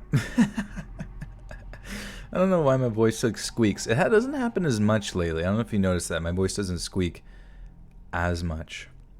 Dehydration is prohibited in the chat. Sorry. Alex, you have taken... This COVID crisis has really granted you certain aspects over my civil liberties, and I'm a little scared, my friend.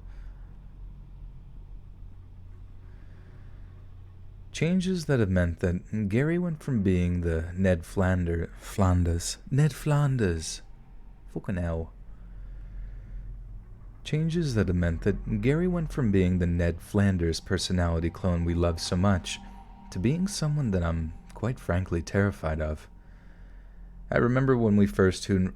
Dude, why do I keep pronouncing words like I'm from fucking Folksville? I remember when we first heard rumors of a lockdown coming, Gary came over to talk about it. He was his usual jolly self, laughing off the scaremongering coming from the media. But as we talked about a run on food and... Wait, what? But as we talked about a run on food and... A run? What's a run? Stupid Flanders. Sound like Family Guy. I can't really do Homer's voice. I don't know what that would sound like. But as we talked about a run on food and hand sanitizer Fuck, dude. But as we talked about a shortage on food and hand sanitizer becoming a reality, he grew unsettled in a way I'd never really seen before. Gary has 2 young kids, but he also has his elderly mother living with him. He once told me he just didn't have the heart to put her in a home, how that seemed way too much like abandonment. Gary was just that kind of guy. At least he was that kind of guy. I only really started noticing the change when he came home one day with a trunk loaded with groceries. Not just the trunk either. The back seat of his SUV was overloaded with paper grocery bags. Some were loaded with meat and vegetables, some stacked entirely full of canned goods. But it was the box full of hand sanitizer that really made me take notice. Gary was the polar opposite of a germaphobe. Like, polar opposite.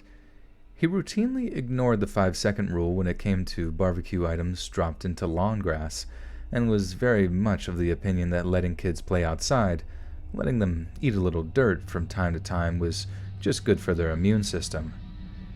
It'd make them tough in a way that playing with screens just wouldn't. We actually used to laugh at people who kept those little Purell bottles in hip holsters, Overly paranoid losers who would drive their cars off a bridge if they really knew how many microorganisms lived in their eyelashes alone. But here, Gary was. That sounded weird. But here, Gary was. I'm spooky. It's me. Let's read. Jacqueline Vrooman with a 20 says, just throwing money at you. Can't get into the strip clubs now, so you're the next best thing. Thank you. Thanks, baby. I'll do anything you want. No, but thank you, Jacqueline, for the 20 buckaroonies. That was a big dono, so I really appreciate it. You can make it rain on me all you'd like.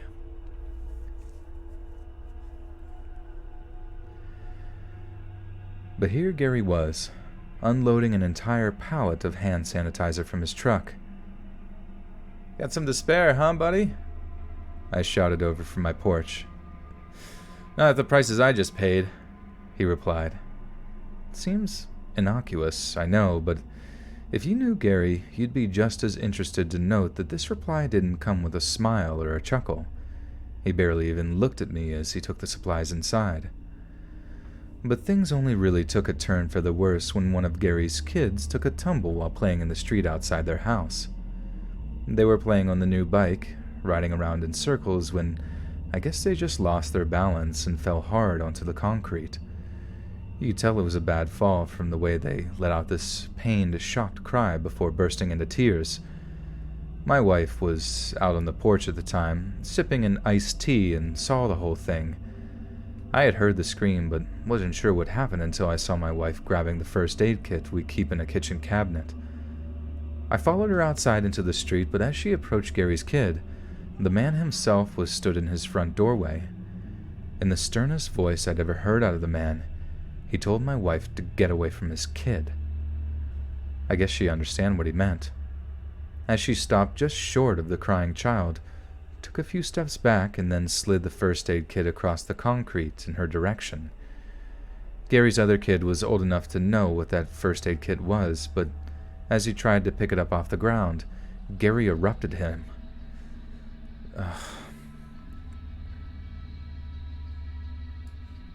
Ba-ba-ba-ba.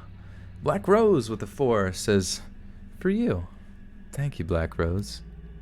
Thank you, thank you. Llama Pride. Wizard Boss is the Nest Metal. Wait, no, Nary is the new Metal Gear, and then Lear's Reed is Big Boss, which means that Chat is Diamond Dogs, which then means I'm God. You know, I don't know anything about Metal Gear Solid shit. It always seemed a bit over my head, and I was never really one for the long cutscenes or the really like the stealth gameplay, I suppose. But I feel like I should check it out. Let's Read needs it to fans only. Is it only fans or fans only? I forget. But yeah, I do need one. Wink, wink. Might just start one. I'll show you guys my fingers.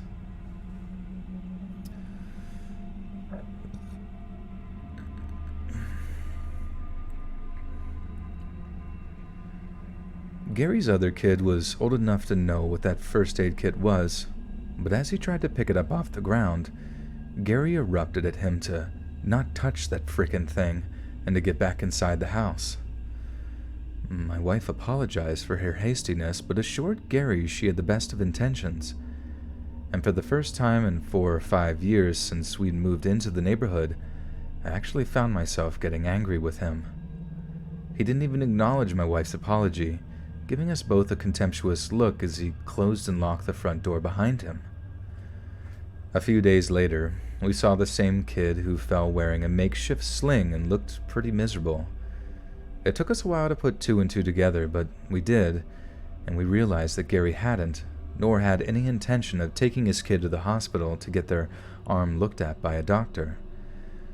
It was only then did it really hit me just how bad this whole pandemic thing was affecting him. He wasn't just taking precautions, as the rest of us were. He seemed to be going full-on survivalist, like the guy's entire personality had shifted over to what was apparently just the course of a week or so. Wait, what? Shifted over what was apparently just the course... Sorry, that sounds weird. Whoa, Black Rose with the 25 buckaroos says, you're the best. Forgot how much I truly enjoyed your videos. I'm sorry. That's okay.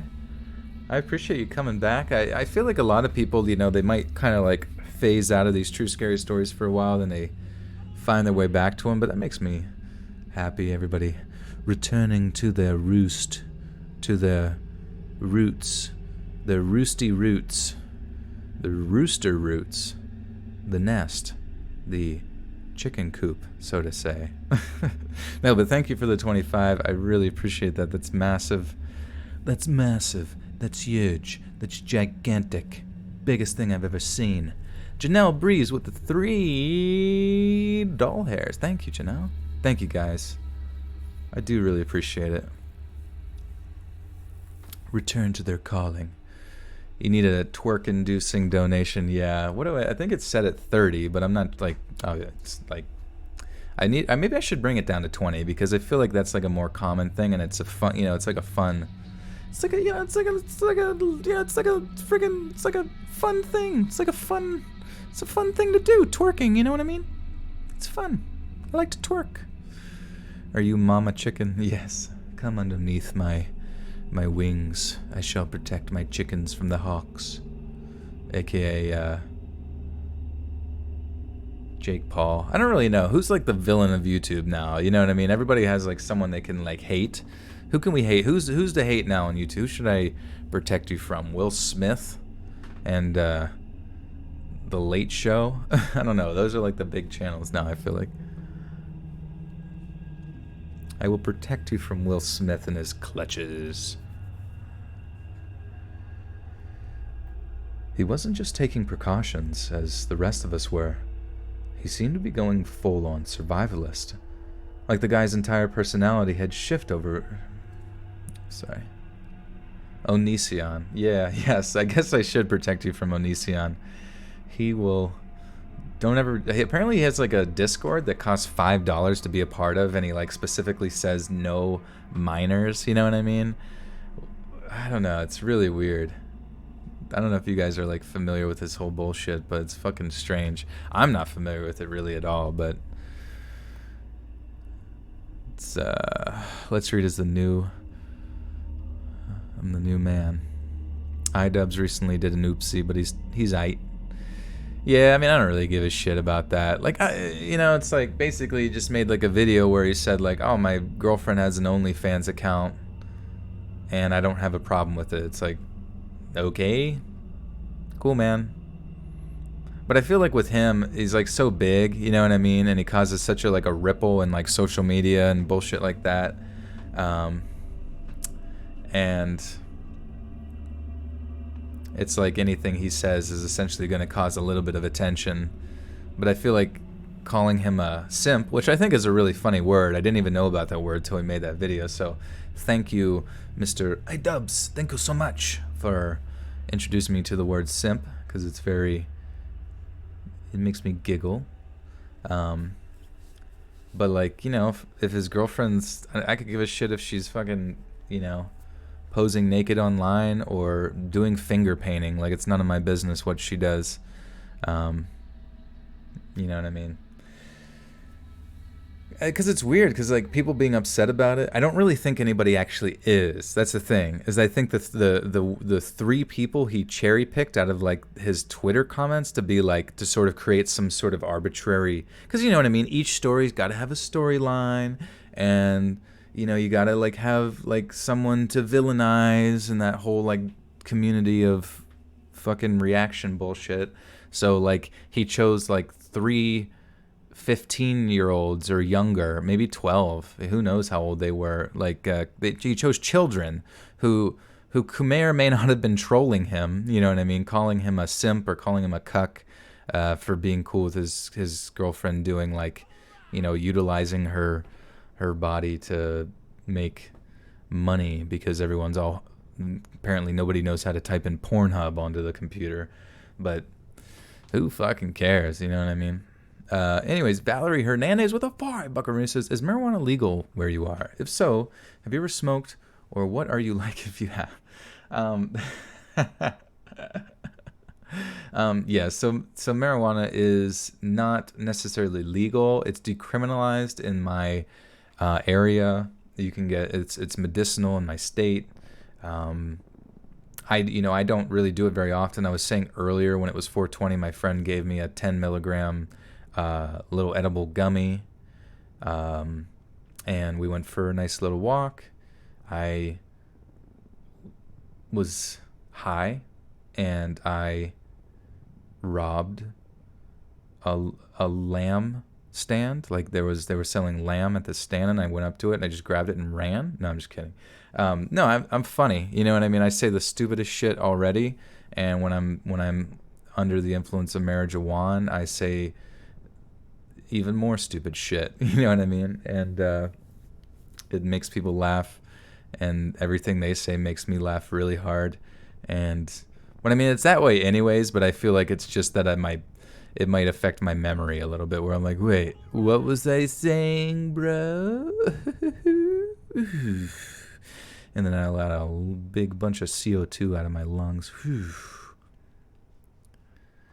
Did I miss any donations there? I feel bad if I did. No, I don't think I did quite there. I also get on a lot of tangents, but yeah, like I said earlier, I don't do it too often because eventually the jokey joke nature of my like marijuana high turns into the thinky think nature, and I'm not a fan of like getting too deep into my own brain because I already kind of do. But whenever I'm high, it's like I can't escape it. I can't escape my own brain, and I think about all sorts of. I usually like feel like when I'm stoned or something, not even stoned, but you know what I mean, just like under that influence, I always like think about like people who are addicted to drugs. I think about like how their life, you know what I mean, and like, or I think about people who destroyed their life on like too much LSD to now they have like a permanent twitch or some shit, or they have flashbacks to seeing like Seaman the clown, you know, sneaking up behind their mailbox or some shit. And I'm not saying that happens because that's like some sort of like scary shit.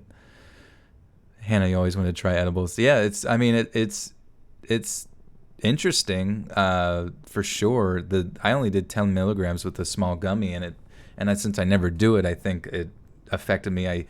In my opinion, I think marijuana is substantially better than alcohol when it comes to things that people can intoxicate themselves with, or you know, whatever you want to be on, you know, non-sober essentially, and mainly just because it goes away. You literally are good to go in the period of like 2 to 3 hours. I mean, I think edibles are a little bit might last a little bit longer than that, but like when it comes to marijuana smoke or whatever, it's usually like a really quick time, and you can get back to like living your life, or you know, operating heavy machinery, whatever it is that you're doing. Whereas alcohol, I feel like, is more of like a central nervous system, you know, effect, and it can be addictive over a longer period of time. It can make people really sad, and you know what I mean. Like it's just like alcohol to me, and it makes me vomit. I literally have the weakest stomach when it comes to alcohol, and if I, you know, do too much, I will projectile vomit, you know, across the room and directly into your mouth. So that's probably one reason you don't want to give me any alcohol. But yeah, marijuana's better. Anyways, Black Rose with another 10 buckaroonies says, it wasn't because I phased out. It was because I started a new job last year, and since I was commuting, I'd be gone about 12 hours a day, but I'm working from home now, so I have extra free time now. Nice. Dude, extra free time. That's all we got in life, really. I mean, obviously money is a good thing, but sometimes you have to think, what's worth more, money or time? And I think a lot of people, I think one good thing about this is that like a lot of my friends have been sort of like a lot more available lately, and I've been getting, you know, time to spend with them, with family, with their families, and you know, we may not be practicing the best social distancing methods, you know, per se, but fuck it, dude. I want to hang out with my bros, my homies. I want to kiss my homies goodnight. Llama Tribe with a 3 says, bye-bye. See you, Llama. Have a good night. Sorry, guys. I can really go on a ramble, can't I?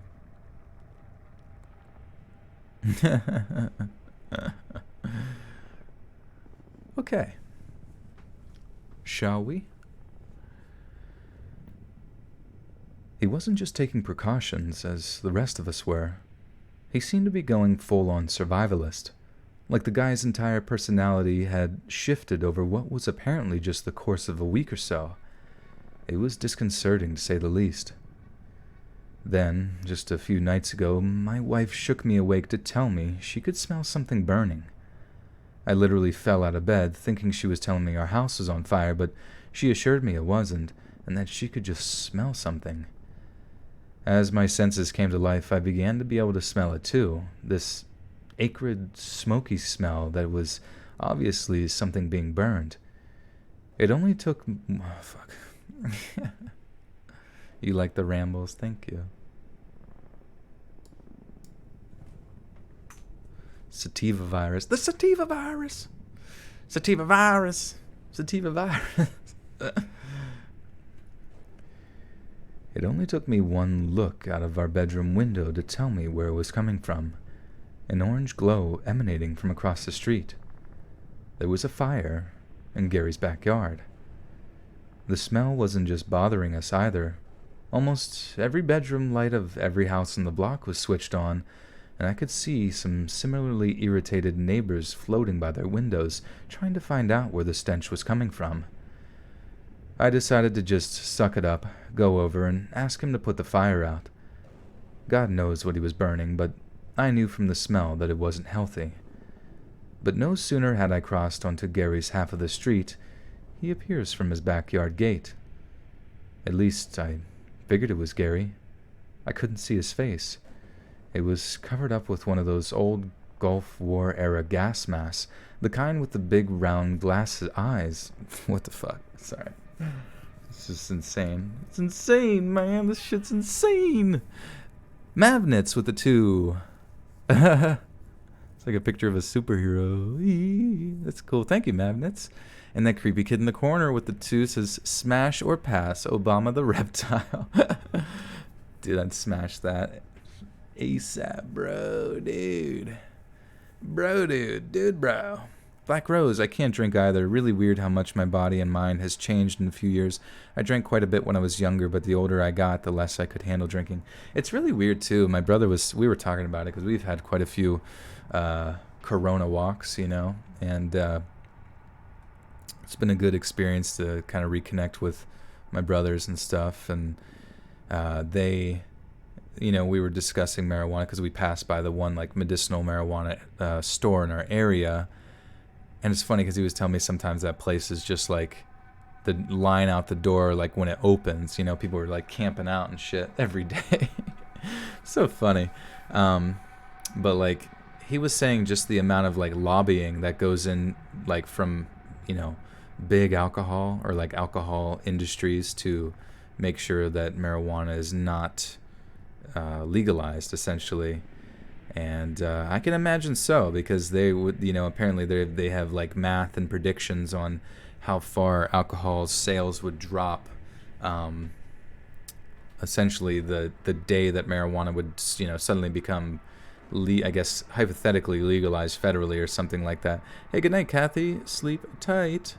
And it was like something like 70%, you know, profit revenue drop. And I can understand whenever you're, you know, trying to protect your profit margins, it only makes sense from a business point to lobby against what your biggest competitor could potentially be, and to keep them, to make them illegal, which is such a strange thing, you know, and it's so funny because when it comes to the truth, you know, fighting the truth is always fighting against like a raging, it's like setting up a dam that's just like slowly cracking over time, and people can all see the massive amount of water that's rushing towards them, and they know it's coming, and they will eventually know the truth.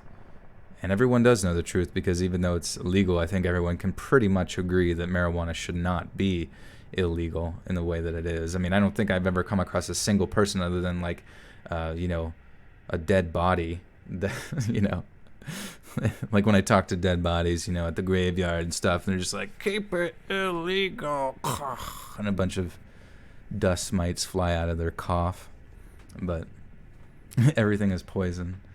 Yeah, I feel that. Black Rose, you live in California and still don't smoke weed. I get too paranoid and can't handle that anymore.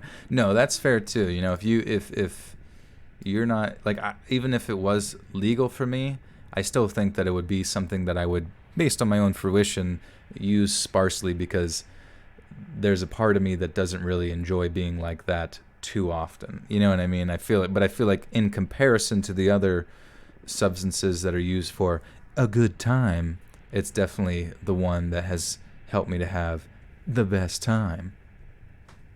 The best good time. Free the weed, dude.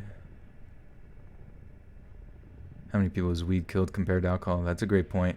How many how many homes have been destroyed because of marijuana as opposed to you know, drunk moms or drunk dads, you know? My stoner dad beat the shit out of me, you know, nobody ever says that.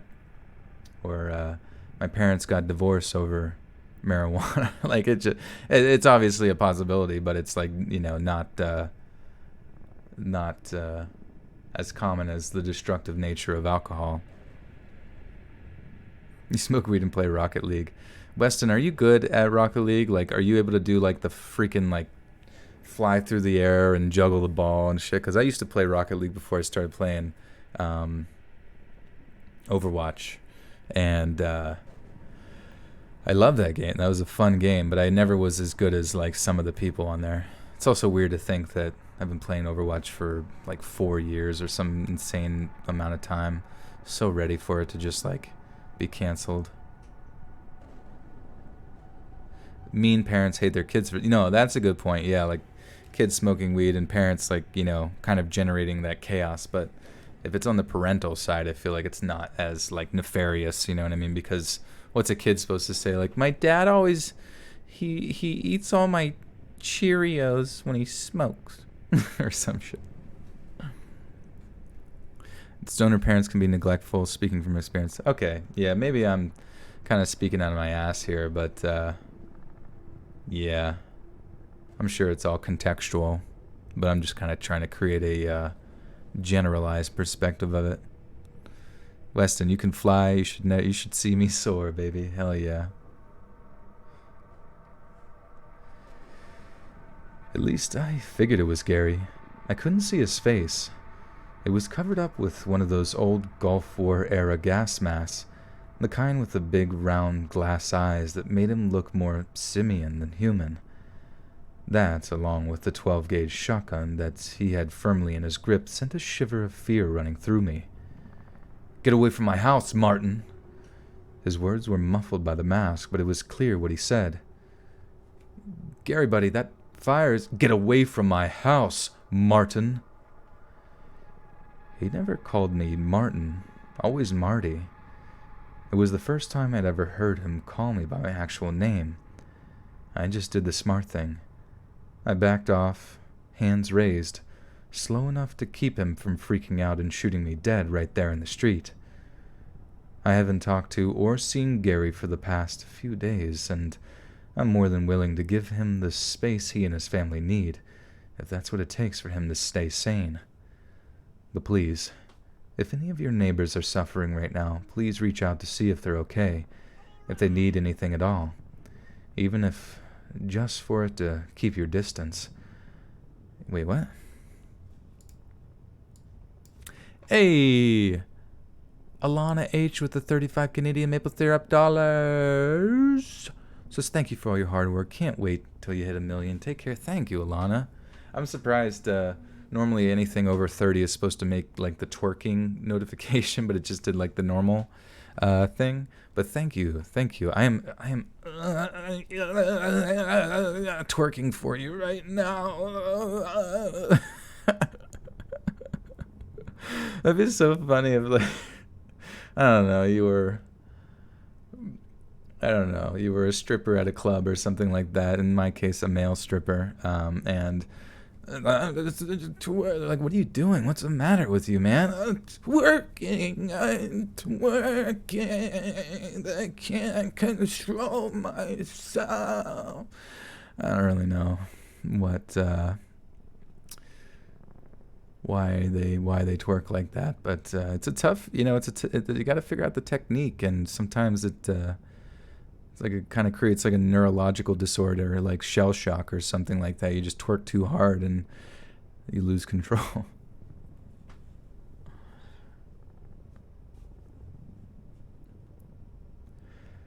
But please, if any of your neighbors are suffering right now, please reach out to see if they're okay, if they need anything at all, even if it is just for you to keep your distance. I'm sure Gary will be fine in time when all of this stuff is calmed down. I hope he returns to be the man I once knew and loved. You want whatever I'm on, man. Dude, I'm just sucking in the freaking cosmic rays from my LED light in my room, bro. Just inhaled a bunch of O2. Whoa. Men at twerk. Now, dude, that would be a good, you know, Nelly from the Black Eyed Peas hit single. Oh, yeah, baby. Water. I'm drinking water. Hey, any good stories? You're damn right, Griffith. Oh, Griffith. Peter Griffith. These actually have all been really good stories so far. We got 2 more, which is going to be 6 stories. Jesus and Mountain Dew. I know. Dude, Mountain Dew. Fuck, dude. What a great invention. This is a long one. A bit longer than normal. Also, just a warning tomorrow. It's not really a warning. It's sort of like a... I know it kind of irritates some people because it's interfering with the... oh, no, not tomorrow. Because it's Saturday. It's actually Sunday. So, yeah, technically tomorrow. When this video comes out, Monday, I am doing a sponsorship with Audible, which is cool.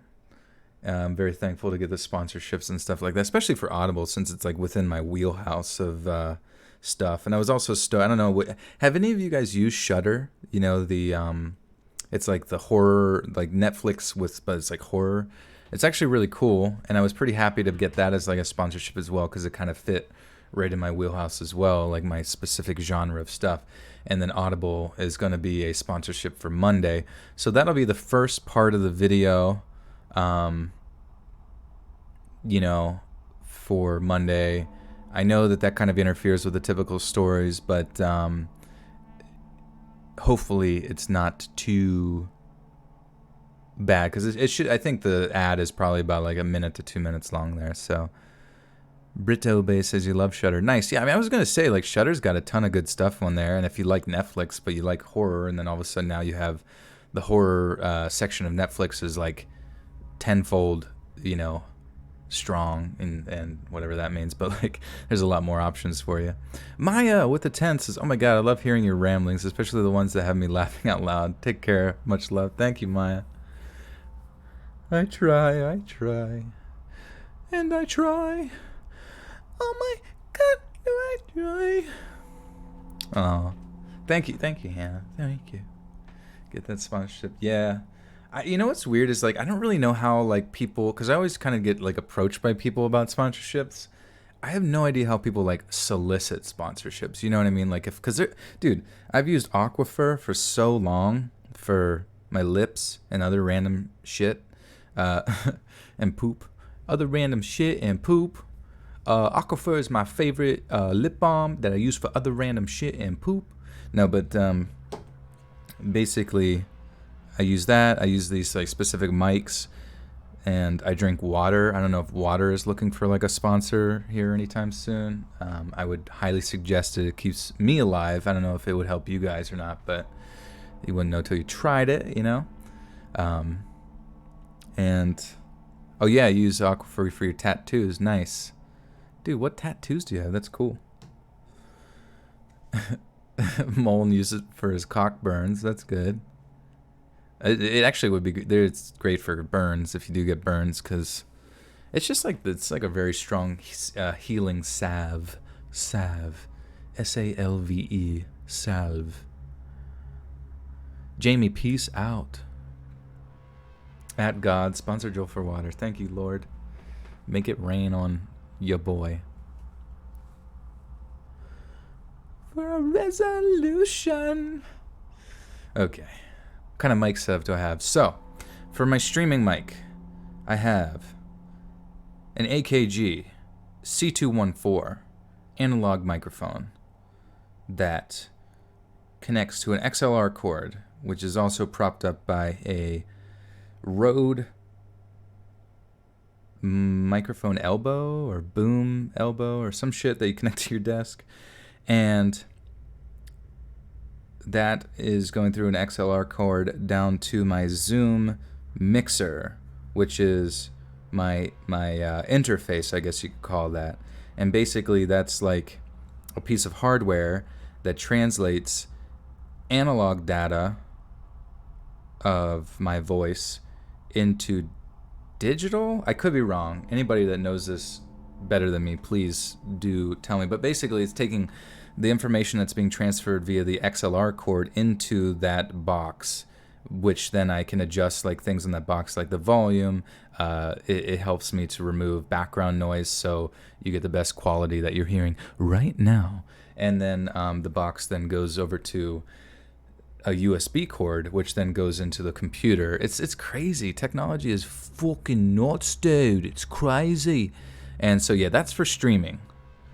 And then it's propped right next to my recording mic that I've had for years and years and years since I started YouTube. Obviously very reliable. It's a Zoom H4n handy recorder. And it's usually used for recording, like doing field recordings and getting like sound effects and things of the nature. But it really, I think, generates, and as you guys know, like more of sort of an ASMR feel when it comes to voice.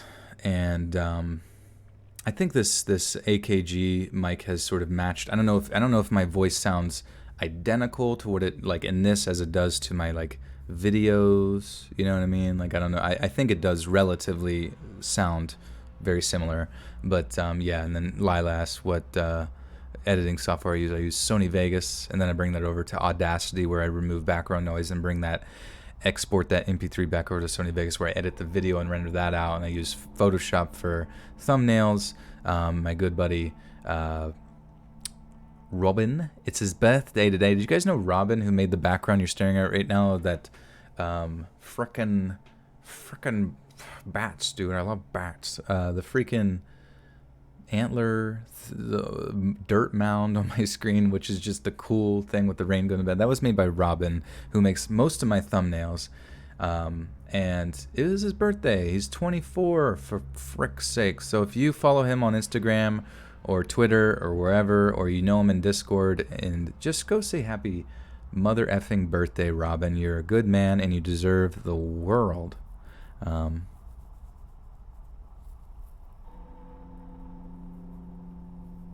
in and out of the story. Yeah, thankfully we haven't started this one, so I'm not too distracted yet.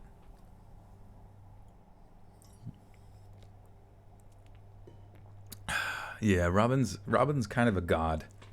I actually think he's a genius. And the reason I say that is because he's so capable of, like, he has a lot of creativity. He's incredibly efficient, and he can, like, go learn a new technology and just learn it in a really short period of time and then be really proficient at it, you know? Yeah. All right, yeah, let's get into this story. Tomorrow will be your B-Day. Happy B-Day, Brownie is fat. Happy B-Day. Hope you're going to be eating some brownies. Have y'all been following all these Zoom and Skype dates that have been happening since the lockdown started? As you imagine, the use of dating apps have skyrocketed since the government had ordered us all inside for the foreseeable future.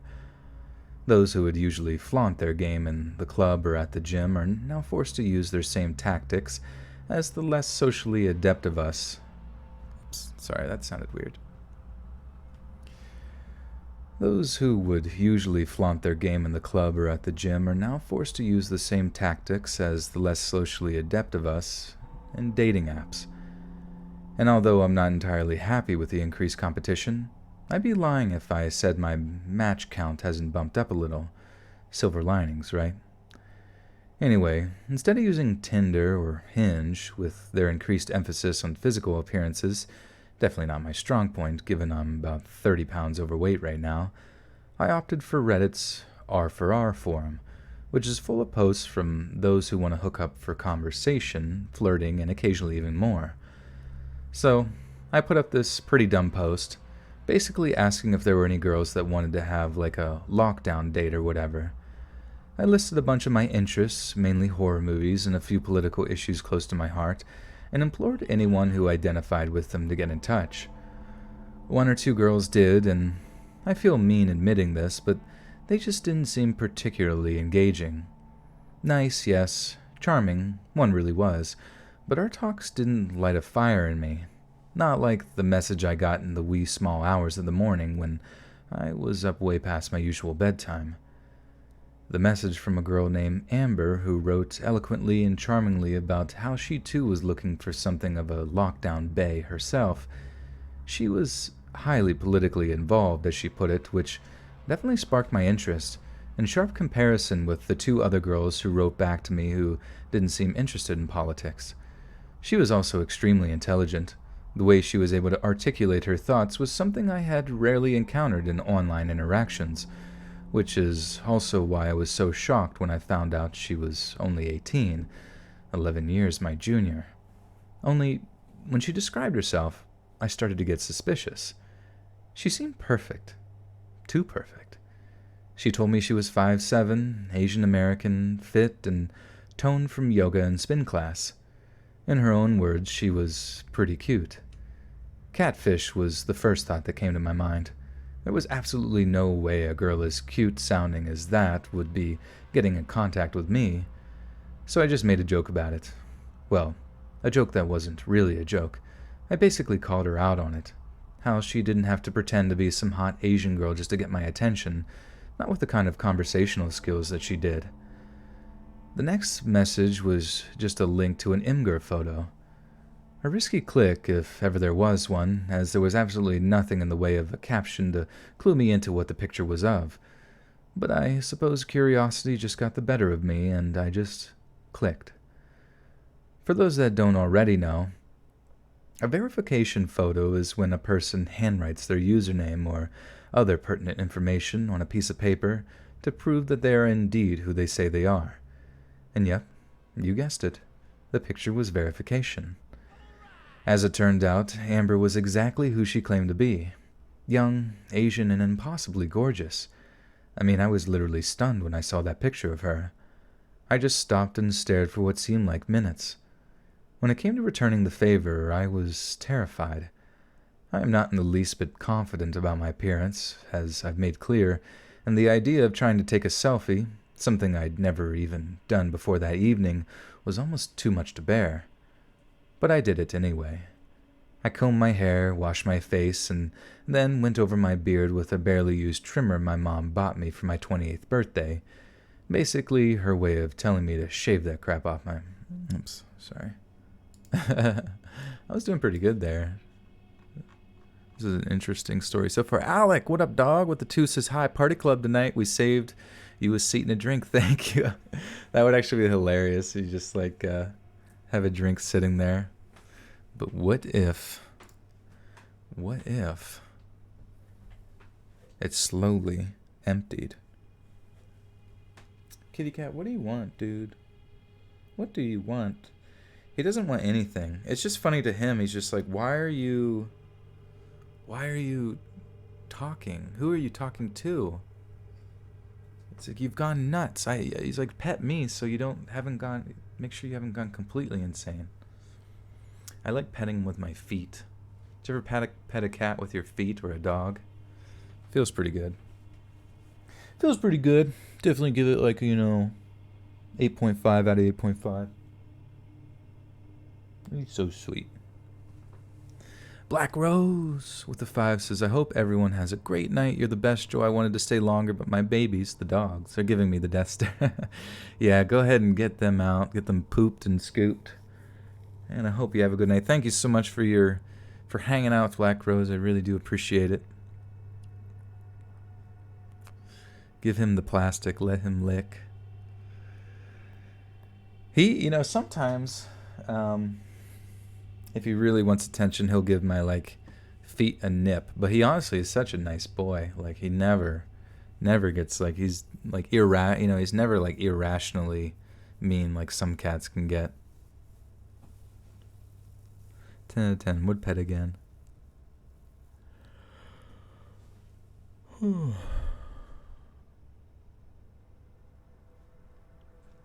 But I did it anyway. I combed my hair. I combed my hair, washed my face, then went over my beard with the barely used trimmer my mom bought me for my 28th birthday. Basically her way of telling me to get that stuff off my face. Then when I was done, I found my angle. Fuck.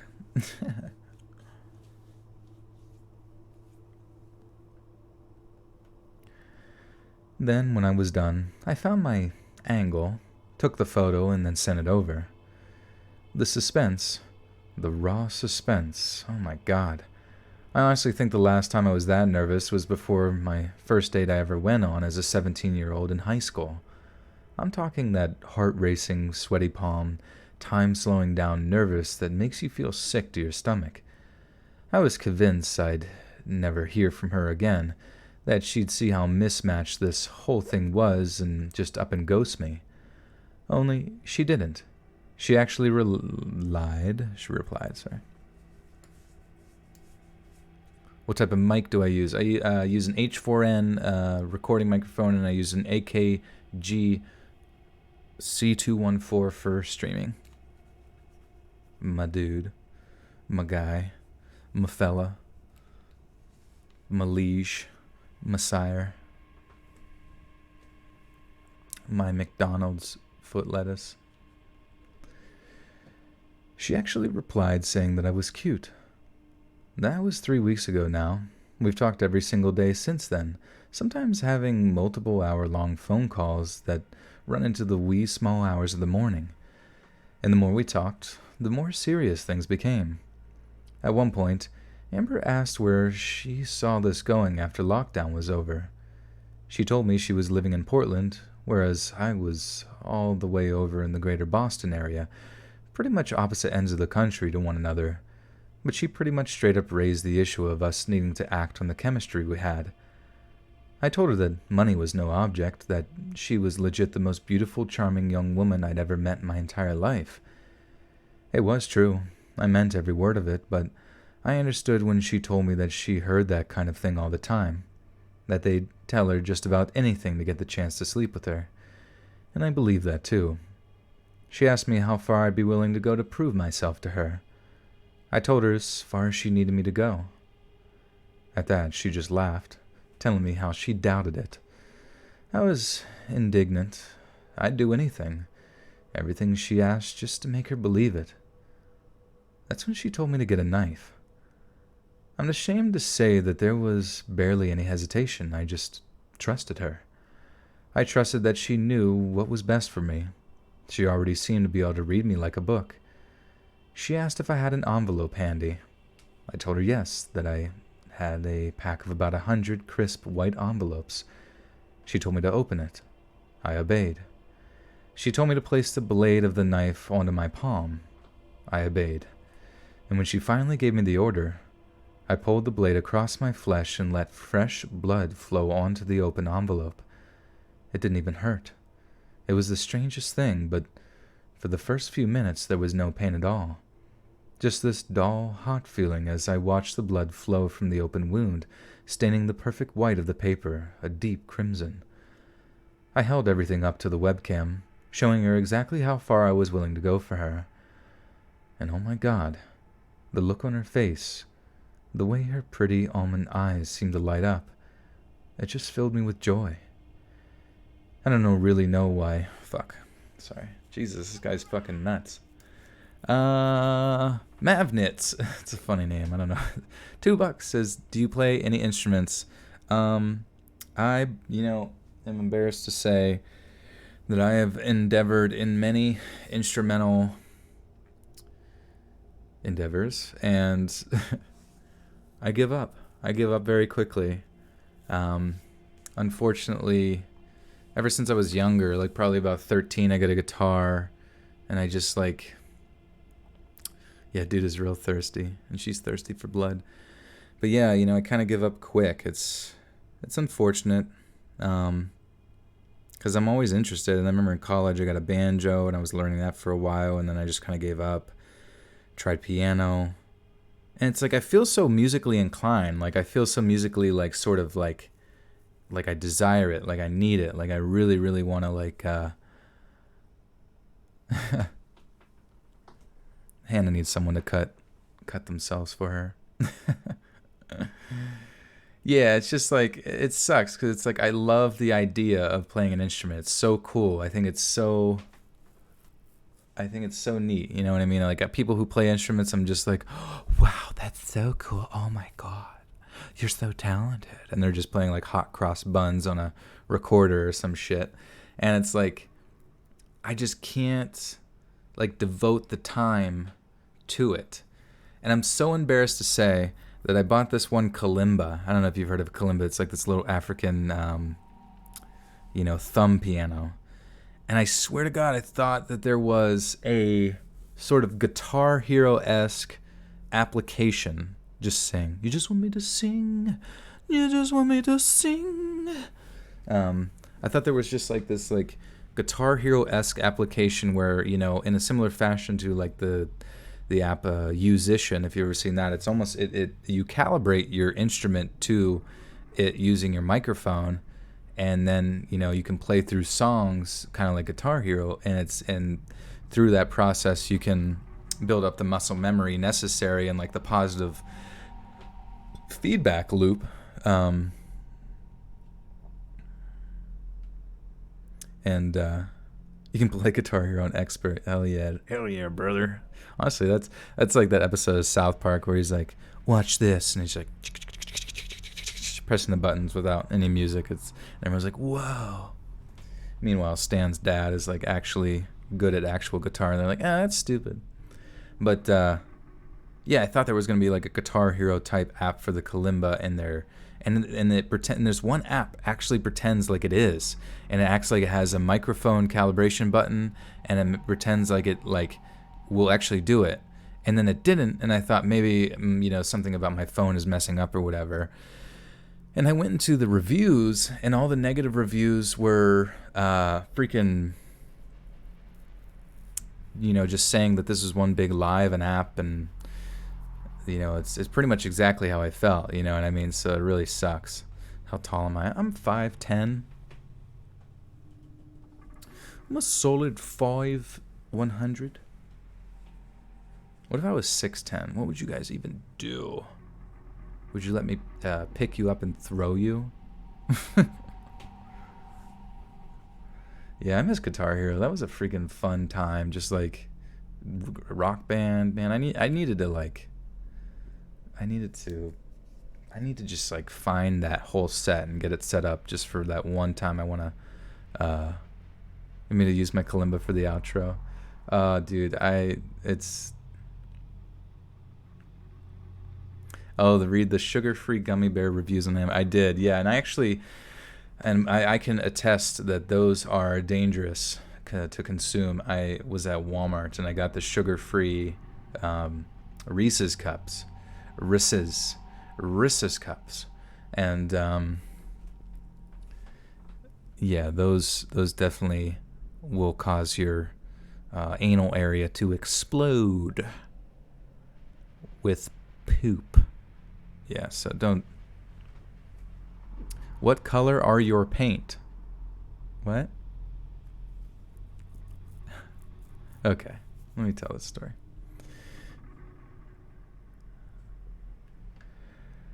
I don't really know why I'm telling you this. I know it's making me sound crazy just as much as it's making her sound toxic. But in that moment, it all just made so much sense.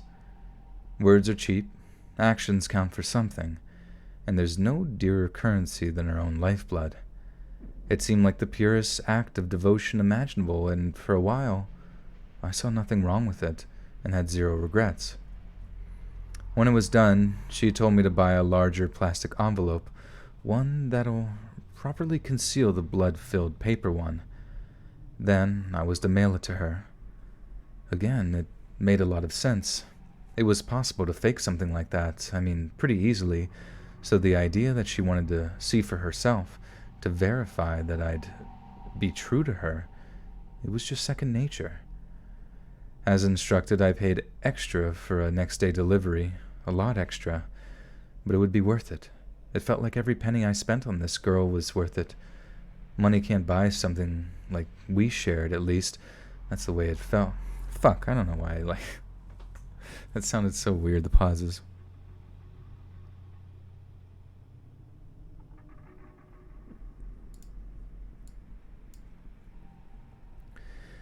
As instructed, I paid extra for next-day delivery, a lot extra, but it would be worth it. It felt like every penny I spent on this girl was worth it. Money can't buy something like we shared, at least. That's the way it felt at the time. I remember being so excited at the prospect of her opening that envelope, of seeing her satisfaction at knowing what I'd done for her. And when she showed me her opening that thing over webcam, it was every bit as disgustingly glorious as I imagined. Her eyes lit up in that same adorable way, and she smiled in a way I'd never quite seen before. Such a wild, white, wacky, wet, and wild smile. Fuck. Okay. What does Pradeep want? What does he want? What does he actually want? What do you actually want, my dude? Just like going in and out between my legs. Just... Oh, there we go. Here we go. Lay down and fall asleep. What's it like having kids? Is that fun? Like, where you literally... Like, how do you get them to just chill out? I guess you could put on SpongeBob or some shit. Or I guess that's why people give them the tablet. Don't you love those parents that say, like, oh, I know that, like, we shouldn't give them the tablet, but, it's like, dude, just admit it. Kids are hard to take care of, and sometimes you need to keep your sanity from always freaking taking care of them all the time, you know what I mean? And a tablet is like this modern phenomena that you can just plop right in front of them and they will leave you alone for hours. Like, I'm sick of parents pretending like they have to, like, wordsmith their way around, just needing a freaking break. Like, whatever, dude. You're still feeding them, for God's sakes. You're still taking them to bebop practice.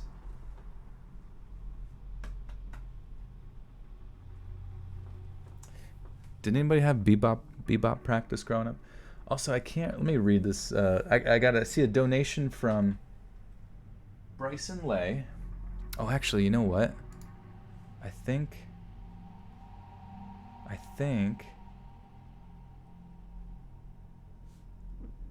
No. It's like when it gets donated over there. When it gets done over there, I can, fuck, it's a long one, too. Okay, so Bryson Lay with $6.66 says, hey, just wanted to say, to keep up the great readings, I've been listening to them as I go to sleep, and I even started to get a bit paranoid when going for a walk. Fuck. It's like such a long message that, like, I can't... I wonder if I can... Oh, wait, here we go. Go for a paranoid, go for a walk. To be fair, though, I walk around at 7 to 10 when it's mostly sketchy out. Keep it up. Okay, sweet. Nice, yeah. I was able to click replay on it and actually read it. Kids are a fucking blast, genuinely. Yeah, I do actually. I used to help out with kids, the kids care at my church and stuff like that. And they were hilarious. They'd say the stupidest shit ever. And I was like, that's so funny, dude. Thank you for just blessing me with your completely nonsensical thought process, because I can utterly relate, you know what I mean? And you could, when you're an adult, you just say anything to a kid, and they're like, "Oh my God, you're kidding me! That's the funniest thing I've ever heard in my life. Oh my God."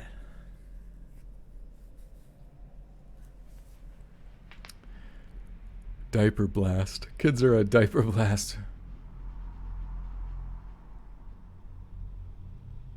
Yeah, the one cool thing is that my buddy, whenever he wanted to get his kids to read, he said that he said they could stay up past their dead leaf clover.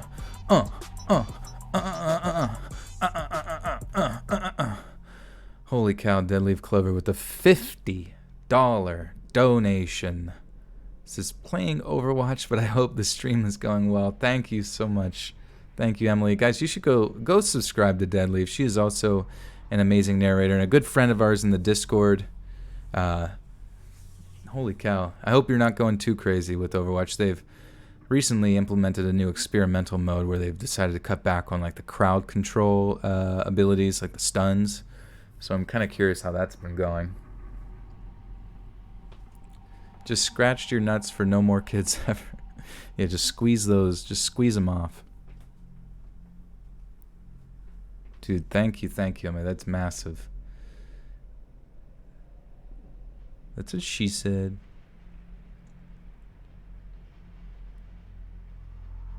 Your boyfriend just turned gay hearing my voice. That's cool. See? Easy peasy. Alright, I have no idea where I was. This guy's gone insane, cutting his hand and shit. I remember being so excited at the prospect of her opening my bloody letter. Her eyes lit up in that same adorable, psychotic way. Okay. Her eyes lit up in that same adorable way, and she smiled in a way I'd never quite seen before. Such a wide, white smile. She giggled as she held it up, bringing a hand to her mouth, and in one fluid motion, she brought the blood-stained envelope to her lips and kissed it. Only, she didn't just kiss it. I watched transfixed as she began to lick at the dried bloodstains, spitting on them and lathering them with her tongue until the dried mess hydrated and formed a sticky crimson residue. Now, writing this now, it's really obviously disgusting, but at the time, it seemed like love. It was the purest act of acceptance of another living being I'd ever witnessed. She was purporting to adore the very blood that ran through my veins, that even in a dried-up, crusty state, she... Alright, hold on. Pradeep he scratches his chair to let me know he wants to get out. He's Pavlov dogged me.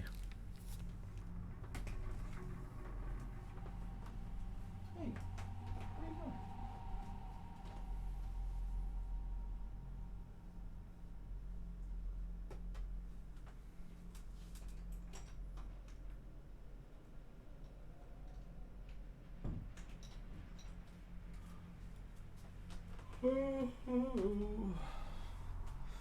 Squizzy squill, squizzy squee. My Reddit link in the description is broken.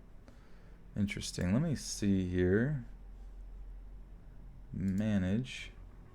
Oh, what the fuck? Well, I don't think I can edit it now.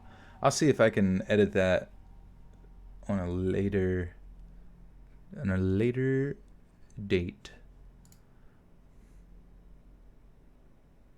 Pavlovian dog response is no response at all. Wait, really?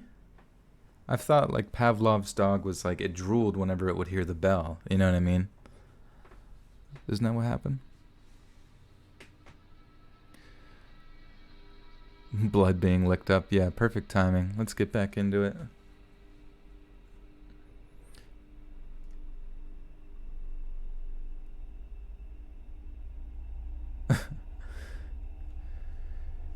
She was purporting to adore the very blood that ran through my veins, that even in a dried-up, crusty state, she could invigorate it. It said so much with so little. The next day, we got into a conversation about cats. Amber loved kitties, as she put it. She had a bunch of clothes with cat designs on them, hair accessories that resembled cat girls. It was a whole theme for her. But since she was in college, living in a dorm room that she was basically trapped in due to lockdown, there was no way of her getting to own one. Now, for the first time being away, I confess that since my last girlfriend had broken up with me and moved out, I'd strongly been considering getting a pet to combat the crushing loneliness that came with a lifestyle such as mine. This revelation delighted her, and she asked if I would go get her one. I was confused at first, thinking we meant she wanted me to, send her a cat. I didn't think this was entirely out of the question. I mean, animal shelters would still need to run despite the COVID thing. There had to be a way I could find an animal shelter in her area and arrange to have one dropped off. But obviously, that's not what she meant at all. She wanted me to get a cat. I acquiesced to the idea pretty quickly. It did suit my plans after all. But then the conversation took a weird turn. She asked me if I loved kitties, so I told her yes. The truth is, I don't like them as much as dogs, but I wasn't about to overcomplicate the situation by saying that. Then she asked me which I liked more, her or cats. Again, I said her.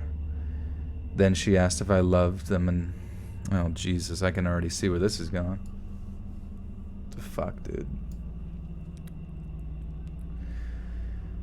Then she asked if I loved enough to hurt something innocent. I hesitated, but again I said yes. Then came those fatal words that now don't seem so loving anymore. Prove it, she told me, in no uncertain terms, that she wanted me to prove that I loved her more than any other living creature. She didn't want me to get into any trouble, to ruin my career by getting a criminal record or anything, but she still wanted proof. It was horrifying, listening to her talk. She had obviously thought this out, maybe even long in advance. She told me I could get a really old cat from a rescue center, one that was near the end of its life anyway, one that might well be suffering from joint pain or breathing trouble. She told me to look at it like an act of mercy, one that would prove I was the right man for her, one that could make difficult decisions and own them too. And I'm ashamed to admit, I agreed to every word. I found that local animal shelter in my area where still indeed Jeez, this is a little... Yeah, that's some hardcore simpage right there. Yeah, this might... Hopefully he doesn't do it. I found that local animal shelters in my area were still... Fuck. Sorry. Okay. I found that local animal shelters in my area were still indeed operating. I called one to ask them a few questions regarding the adoption process and found it would be infinitely easier than I even expected. I could pay them a visit and leave with the cat the very same day. Then it came to asking my own rather tailored set of questions. I told her I wanted to give an older kitty a comfortable time in its twilight years, that I was something of a feline philanthropist and had been doing so for many years.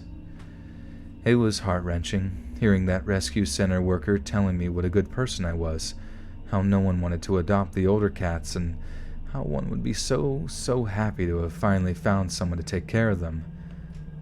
I think that's what did it. The sobering moment that made me realize how stupid I'd been these past few weeks. How lust and desire and loneliness had driven me to the point where I was willing to relinquish my entire humanity. I had never hurt so much as a fly in my entire life, and there I was, planning to hurt an innocent, essentially defenseless animal. I knew I had to do something. I opted for a clean break. I thought about her writing a long and...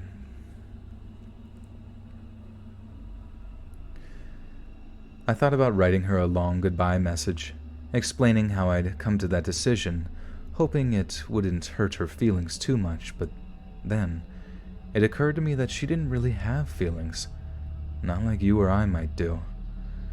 She had a fixation on what she could do. It all made sense in that context. She got off on power, on manipulation, and any way she could achieve that was justified. I blocked her on Discord, deleted the email account I'd used to send her long stream of consciousness letters from. It hurt. It hurt really, really bad at first, but once I told myself she'd easily find a new partner, a new victim, the decisions became much, much easier to deal with. So please, people, learn from my stupid, short-sighted mistakes. Don't let this lockdown loneliness get the better of you, because there are people out there, bad people, just waiting to exploit it. Yeah, maybe that's why Pradeep left the room. He knew what was coming. He's like, man, fuck this shit. Some bitch gonna be talking to you trying to kill me, man. Go fuck yourself. How much do I weigh? My weight fluctuates a lot sometimes. I feel like I'm sort of like 190, 5'10", 190. I'm a bit of a weightlifter, if you catch my drift, winkety wink wink. But during this lockdown shit, I have not been able to get much lifting in, just doing a lot of walking, and been trying to do eat keto, low carb diet to maintain my figure. And I've actually lost quite a bit of weight. I think I was, because I was trying to kind of bulk up for a period of time while doing bench, and I was up to like 210, and then I started doing keto, and now I'm on like the lower end of 190 in like the span of odd question to answer. Oh, it's a flex. Yeah, I probably wouldn't answer a question if I couldn't flex on you, on the bros. Hannah, you miss lifting. Why? Oh, from COVID. I was like, why? What happened? What happened to the weights? There weren't enough. There weren't enough weights to lift.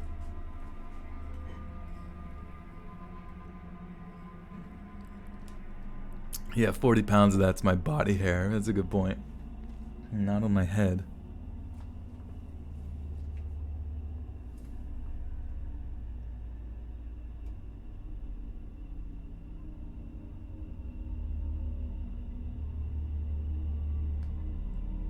Whoa. That's interesting.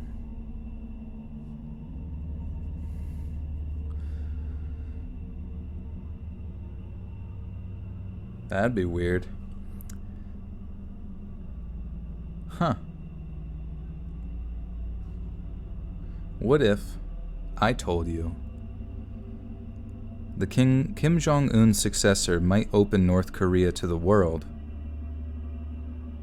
What would you guys do in that scenario if Kim Jong-un, the successor, actually opened North Korea to the entire world? Like, didn't use his power for, like, being a god king, but in fact, became sort of like maybe Japan, to a degree, in, like, the 1800s or some shit. I obviously don't know history very well in that regard, but would you go to North Korea? Yeah.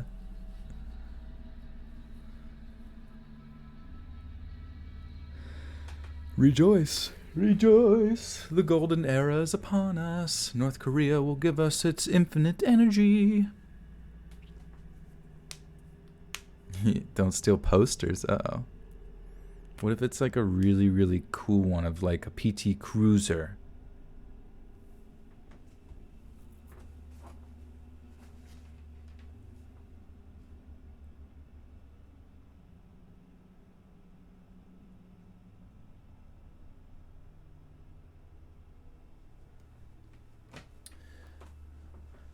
You'd snort my own shorts. The healing could begin. Finally, Earth is healing. Cows are returning to the ocean. Yeah, unite North and South. That would be buck wild. Do they have cows in North Korea? You're just shaving your piano. That's funny. Can you shave a piano? Hello from Australia. Hello, hello, hello. Just in time for the last story of the night. Also, you guys have to start thinking of something funny for me to say at the on the outro. I actually forgot to do an outro in the last video. That's how freaking discombobulated my brain is when I don't have you guys to keep me on track. Would you like to know anything in Japan or how to say anything? Yeah, I want to know how to say, where is the nearest panty vending machine, my good sir? I must get to it. Lila says, "Can other narrators read stories for your subreddit if we ask the other?" Oh yeah, I mean, I've marked it on there in that subreddit that like to anticipate that other authors will or other narrators will take stories from the subreddit. So under the attribution 3.0 bullshit or whatever. So yeah, feel free to use that subreddit, whatever story you want to read it on your channel. It's no big deal. Yeah, and follow my OnlyFans. You thought just the birds were off? Oh, maybe I did say an outro. I don't think I said an outro. Oh, wait. Dude, I don't even remember, man. I legit do not remember. Kind of makes me worried that I messed something like really bad up in that. Oh yeah, I think the bird started, and then there just was no audio or something. Can you share your keto peanut butter brownies with me? Absolutely, give me all of them. The Japanese translation will be your outro. Yeah, that's actually the best idea ever. What color are my eyes? I think they're like poop brown or something like that. Some sort of Billy Rubin. The Billy Rubin colored.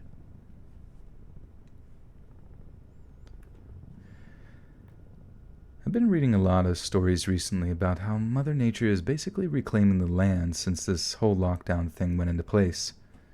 In particular, one story that comes out of the UK which talks about how a giant herd of wild goats has essentially taken over a small Welsh town.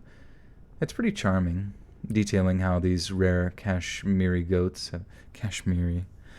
Dude, it's kind of funny. We were just talking about how cows are returning to the ocean, and then this fucking story pops up. So it's... Maybe I am psychic. I have no idea. Even though obviously it could be explained by the fact that I had read the story beforehand, but I promise you I haven't.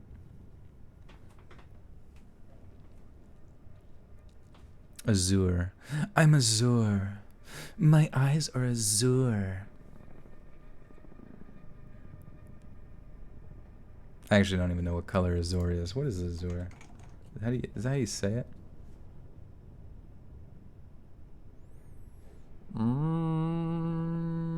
My internet sucks and I can't load a basic website. What the freaking crap? Oops, I just typed Zarur. Oh shit, nothing's loading. Do I ever reject a story even after reading it to record? Usually I don't make it that far, I don't think. Azul.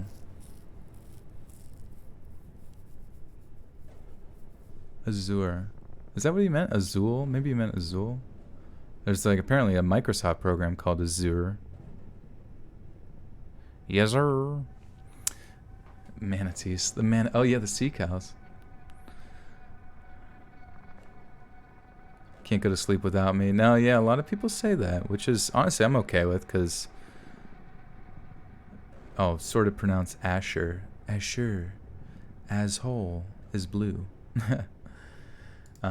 But no, I appreciate you guys. Like honestly, helping people fall asleep is a dear pleasure of mine, because sleep is pretty awesome. Your outro should be something creepy like "Night, night, you look so lovely when you sleep." Yeah, that'd be funny. Annabelle Rose with the 15. Buckaroo says, your videos have been keeping me sane while staying in 24/7. Hope your family and friends stay safe and healthy. Thank you. Thank you, Annabelle.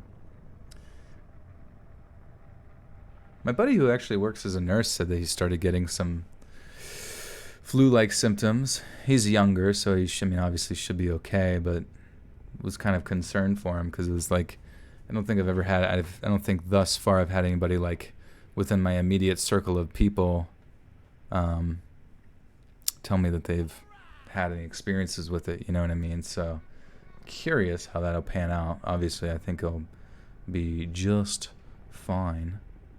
Riley Z with the 10 says, "Hey yo, love the channel. Keep up the great work." Thank you, Riley. Thank you guys for the donos. Appreciate that.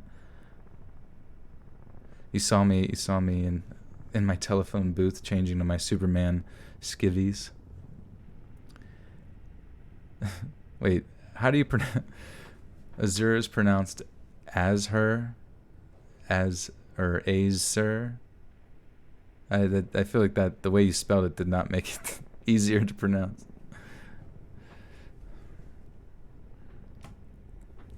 All right. Anyways, let's move on. It's pretty charming, detailing how these rare Kashmiri goats have seized the opportunity that's been presented by people staying indoors to roam down from the hills to wander around neighborhoods, devouring the contents of flower boxes and front gardens alike. There are also those stories about the swans returning the Azure. What the fuck? Why would they even invent a word like that? Fuck that word. Just kidding. Sarah Jane with the 14 Canadian maple syrup bucks says, "Notice me, senpai. Hello. How art thou? What are you doing?" Waiting for Final Fantasy VIII Remake to come out. Sarah, do you have as your eyes? Azure eyes. My eyes are azure.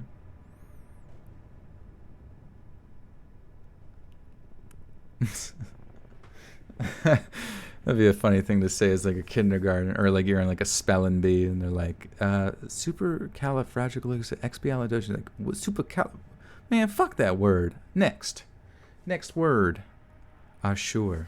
Let me just type that shit in, man. I'm getting to the bottom of this. How do you spell it again? Azure color. It's like a cyan blue. Oh man, they did not make it freaking easy to say. Immortal. Boo! Fucking boo, dude. Thank you, my friend. Oh, the sky is cyan blue. Dude, why is this so hard to... Azure. Okay, nobody in the chat once typed it to sound like Azure. I guess how do you even type out phonetically Azure? Oh, I guess Fry did it. Ass hair. He's got really, really thick Azure. Makes my butter socks melt. Supercalifragilisticexpialidocious.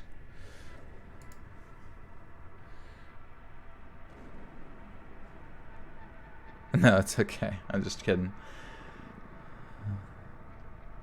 How do you do a soft J? Azure. It almost sounds like a character from Harry Potter or some shit. Here comes Asshair.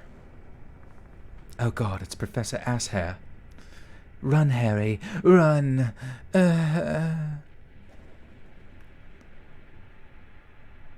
There are also those stories about the swans returning to the canals out in Venice Beach, but you can go read up on that yourself, as I've got a point to get to here. Okay, so it's a little... Fuck, I don't know why that sounded weird. He's an American boy. A soft G. He's got a soft G. A G soft spot. Sorry. Alright. There are also those stories about the swans returning to the canals out in Venice Beach, but you can go read up on them yourself, as I've got a point to get to here. Okay, so little side note here. Has anyone else noticed how nice the weather has gotten since the lockdown started? God, it's been so frustrating.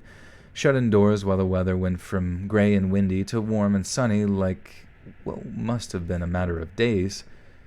In all my life, I've honestly never seen spring slam into winter with such a dramatic transition. It's been tough on my little girl, too.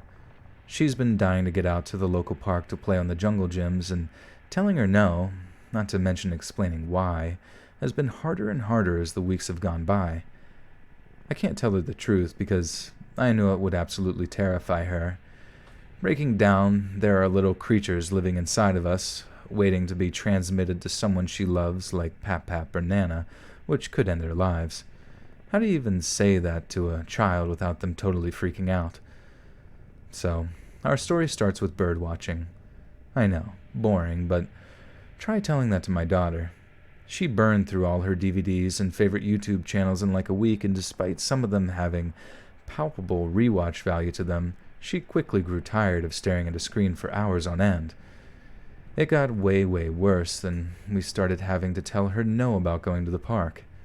Seems like once you hold something out of reach of the kid, it's all they want from then on, the forbidden thing. I found a happy compromise with her, in that if she stayed inside, she could look at the garden all she wanted.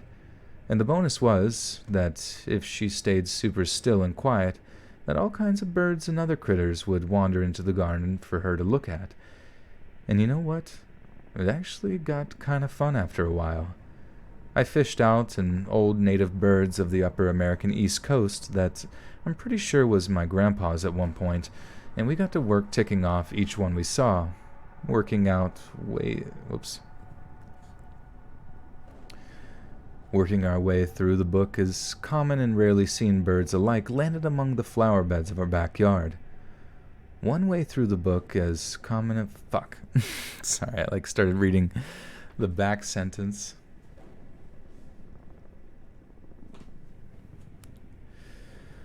Who am I, where am I, and how am I? I don't know. God. Dude, they need to invent a new language. Because I'm sick of looking at this one. It's actually got kind of fun for a while. I fished out the old native birds. Blah, blah, blah, blah. One evening, I'd swear I saw something large. Alright, what the fuck was... Yeah, oh. This is such a long sentence. I think it's impossible to even say. That was aggressive, yeah. I don't know. I think by the end of the streams I started to go like a mild amount of insane. Just a mild. Just a way bit. It actually got kind of fun after a while. I fished out an old native birds of the upper... Oh, God, dude.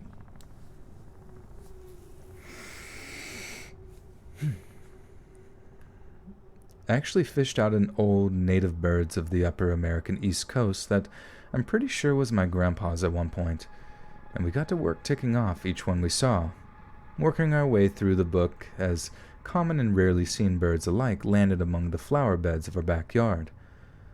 One evening, I'd swear I saw something larger moving around the trees at the back of our yard, but I figured it was just a trick of the light.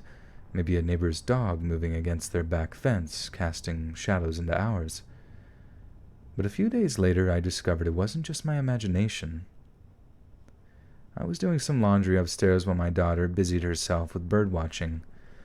I'd ordered a cheap pair of kids' binoculars from Amazon, and those things really had paid for themselves by the evening of the day they arrived. My kid was obsessed with them. She had then practically strapped her face? What the fuck? She strapped her face? Jesus Christ, guys. Ryan Avery with a 5 says, I've been really sick for some months. Some months, wow. And your videos have really helped me keep sane while I've been bedridden. Thank you for making the nights list long. Oh, man, I'm sorry, Ryan. Thank you so much for the 5, but holy cow. That sounds terrible. I hope you're doing okay.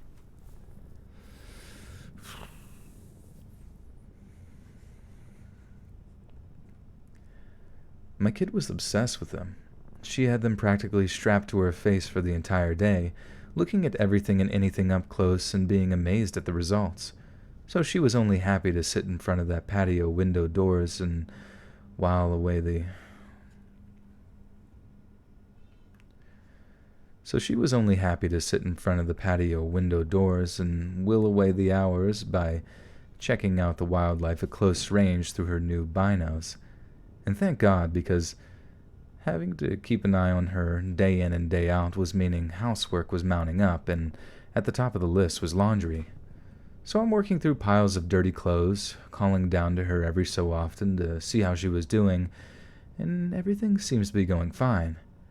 Every so often I'd rush down when she claimed to have spotted a new kind of bird in our garden. Often I'd have to point out that it was one we'd seen before, but once or twice we actually locked eyes with a lesser spotted woodpecker, a bird we most definitely hadn't spotted before. Only, when I heard her cry out, "Kitty," I figured she must have gotten kind of bored of watching for birds. At first I was a little worried. The last thing I wanted was for my little girl to witness a full-on bird murder in our own backyard, but I was quietly reassured by the fact that all the neighborhood cats were fat and spoiled, and they wouldn't be finessing at backyard birds anytime soon. That was for certain. Suddenly I heard a kind of thump against the window doors, like my daughter had hit her hand against the glass super hard. I called down to her to not hit the glass as it would scare all the birds away, and that might have come back to visit. And they mightn't. What the fuck is mightn't? I've never seen that spelled that way. Mightn't. Mightn't. It's like a conjunction or whatever you call it for might not, but I don't think I've ever seen that used before. I called her down to not hit the glass as it would scare all the birds away and might... Oh, fuck. Rose Ann, may you say something? Absolutely.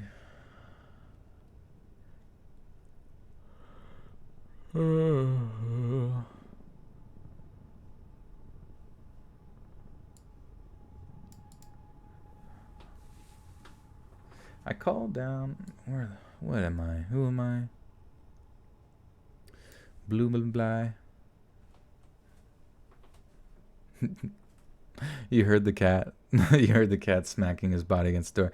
I can't let him in, dude. He just repeats the same process right now. It's like I'm just gonna wait till I'm done because he just comes in, he jumps up on the bed, rolls over, wants his belly pet. Okay, easy enough. Task complete. Get back to recording, and then you hear him plop down behind me, and then he's got to go in between my feet 1,000 times, and then he starts smacking up against like it's just the same thing, you know, until eventually after like 30 minutes he lays down, and then he lays down, has a nap, has some, you know, cat dreams or whatever the fuck about birds, and then he goes back down, jumps down in between my legs again, smacks around, and then scratches on the old computer chair because he's got to go take a piss, and I let him out, and then it's just like repeat the process over and over again. It's like whenever I'm just like chilling and not, you know, quote unquote working, it's fine, but job's done. I gotta get the job done.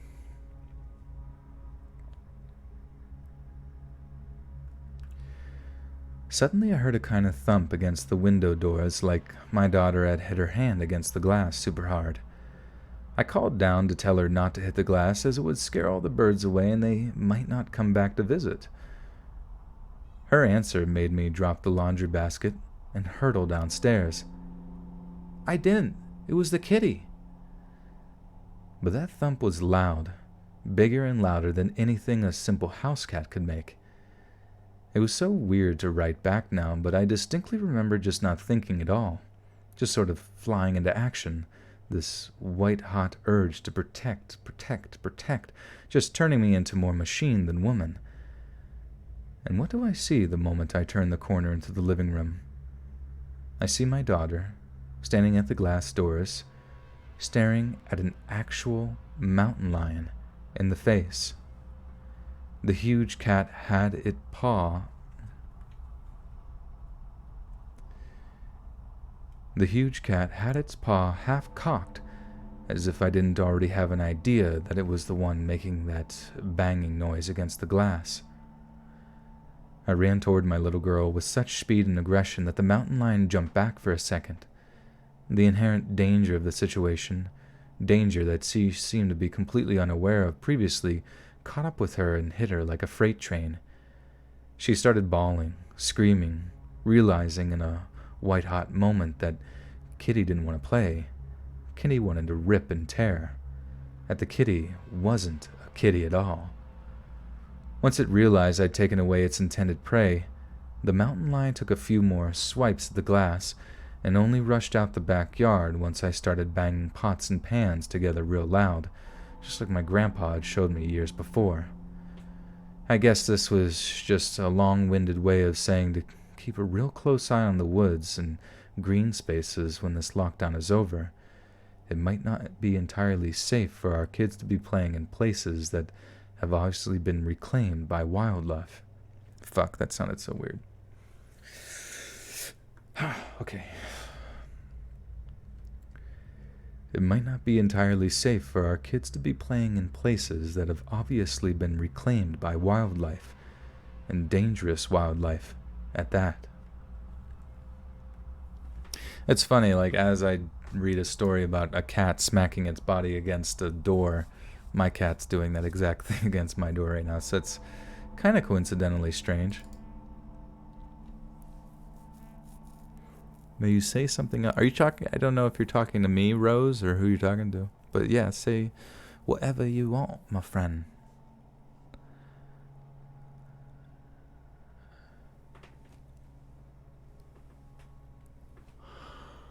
Oh,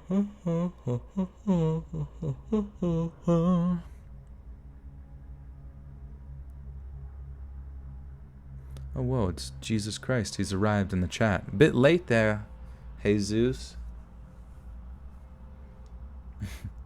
But I suppose better late than never, right? In the 11th hour. 11:59 to be exact. Actually, 1:11. Hey friends, thanks for listening. Be sure to subscribe and click that notification bell to be alerted of all future narrations. If you got a story, be sure to submit them to my subreddit. God. If you got a story, be sure to submit them to my subreddit, r Let's Read Official, and give and receive feedback from the community, and maybe even hear your story featured on the next video.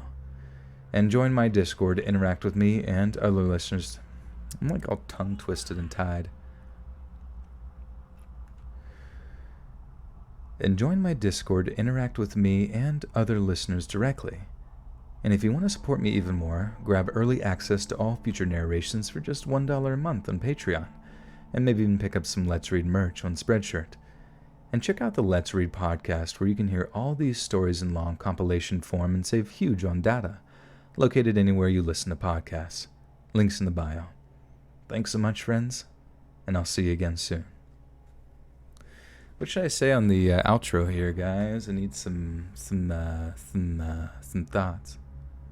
Oh, Azure. Azure. Azure.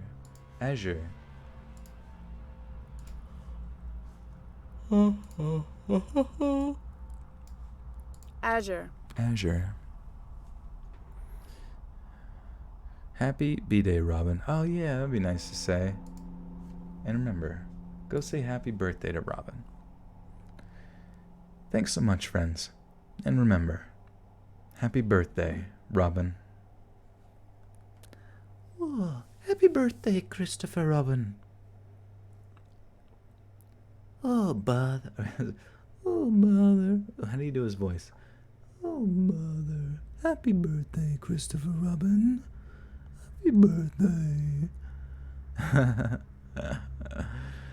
Well, guys, thanks for being here. Really appreciate it. Honestly, I need to do these streams more often. It's just so much fun, and I love it, and I appreciate it. I think I missed... Oh, yeah, Patricia. Sorry, Patricia, I missed your... Thank you for the 5, and says, me and my dog, Bella, wanted to say hi. Love your videos and listening to them. Fall asleep every day. Thank you, Patricia. Thank you. I'm glad you can fall asleep. I hope you guys can get some sleep tonight. It's a little bit late. It's late for me. It's after 1. I've normally been in bed by midnight recently, brazenly. But, yeah, like I said, if you guys want to join the Discord, maybe I can... Oh, I don't have Discord up right now. I don't know. Are there any mods, like, present? I might have to start a Discord real quick, just to link you guys to it. and get you involved in the Discord. Invite people. Edit invite. Select expire never. No limit. Oh my god, my cat is nuts, dude. He's smashing his body into the door. He just can't be away from me for like. It's strange. It's really strange, actually. He's got anxiety. He's got anxiety. All right, generating a copy. Okay, I'm gonna link the Discord in there if you guys want to join. Now you're yawning. No, that's good. You need to fall asleep. Time for Betty. Bye. Honestly, that would make sense if you were trying to fall asleep, like an ASMR video of just like an hour of yawning. Dude, that would knock people out, I think. But yeah, guys, so the audio will be first up on Patreon. That's $1 a month if you're interested in that. Go follow me on, Twitter, Instagram. Go join the Discord. All that good stuff. New video will be out Monday, which is technically tomorrow for me on the East Coast, but since it's Sunday now. But yeah, Monday, 7 p.m. Eastern Standard Time. New videos Monday, Wednesday, Friday, 7 p.m. Eastern Standard Time. And I sometimes try to, like I said, stream the night before videos come out, or in this circumstance, the Saturday before the Monday's video. But Lily Blocks, hello, noticed you. What's up, Pop? What's poppin'? But love you guys. Peace out. Stay safe. Whatever that ambiguous saying means, I have no idea. Don't get sneezed on, or it's essentially your death ticket. No, I'm just kidding. But bye, guys. If you want to watch this stream or another stream later, you know where to find it. It will eventually be on the streams playlist. So, yes. Adios, muchachos. See you in the future.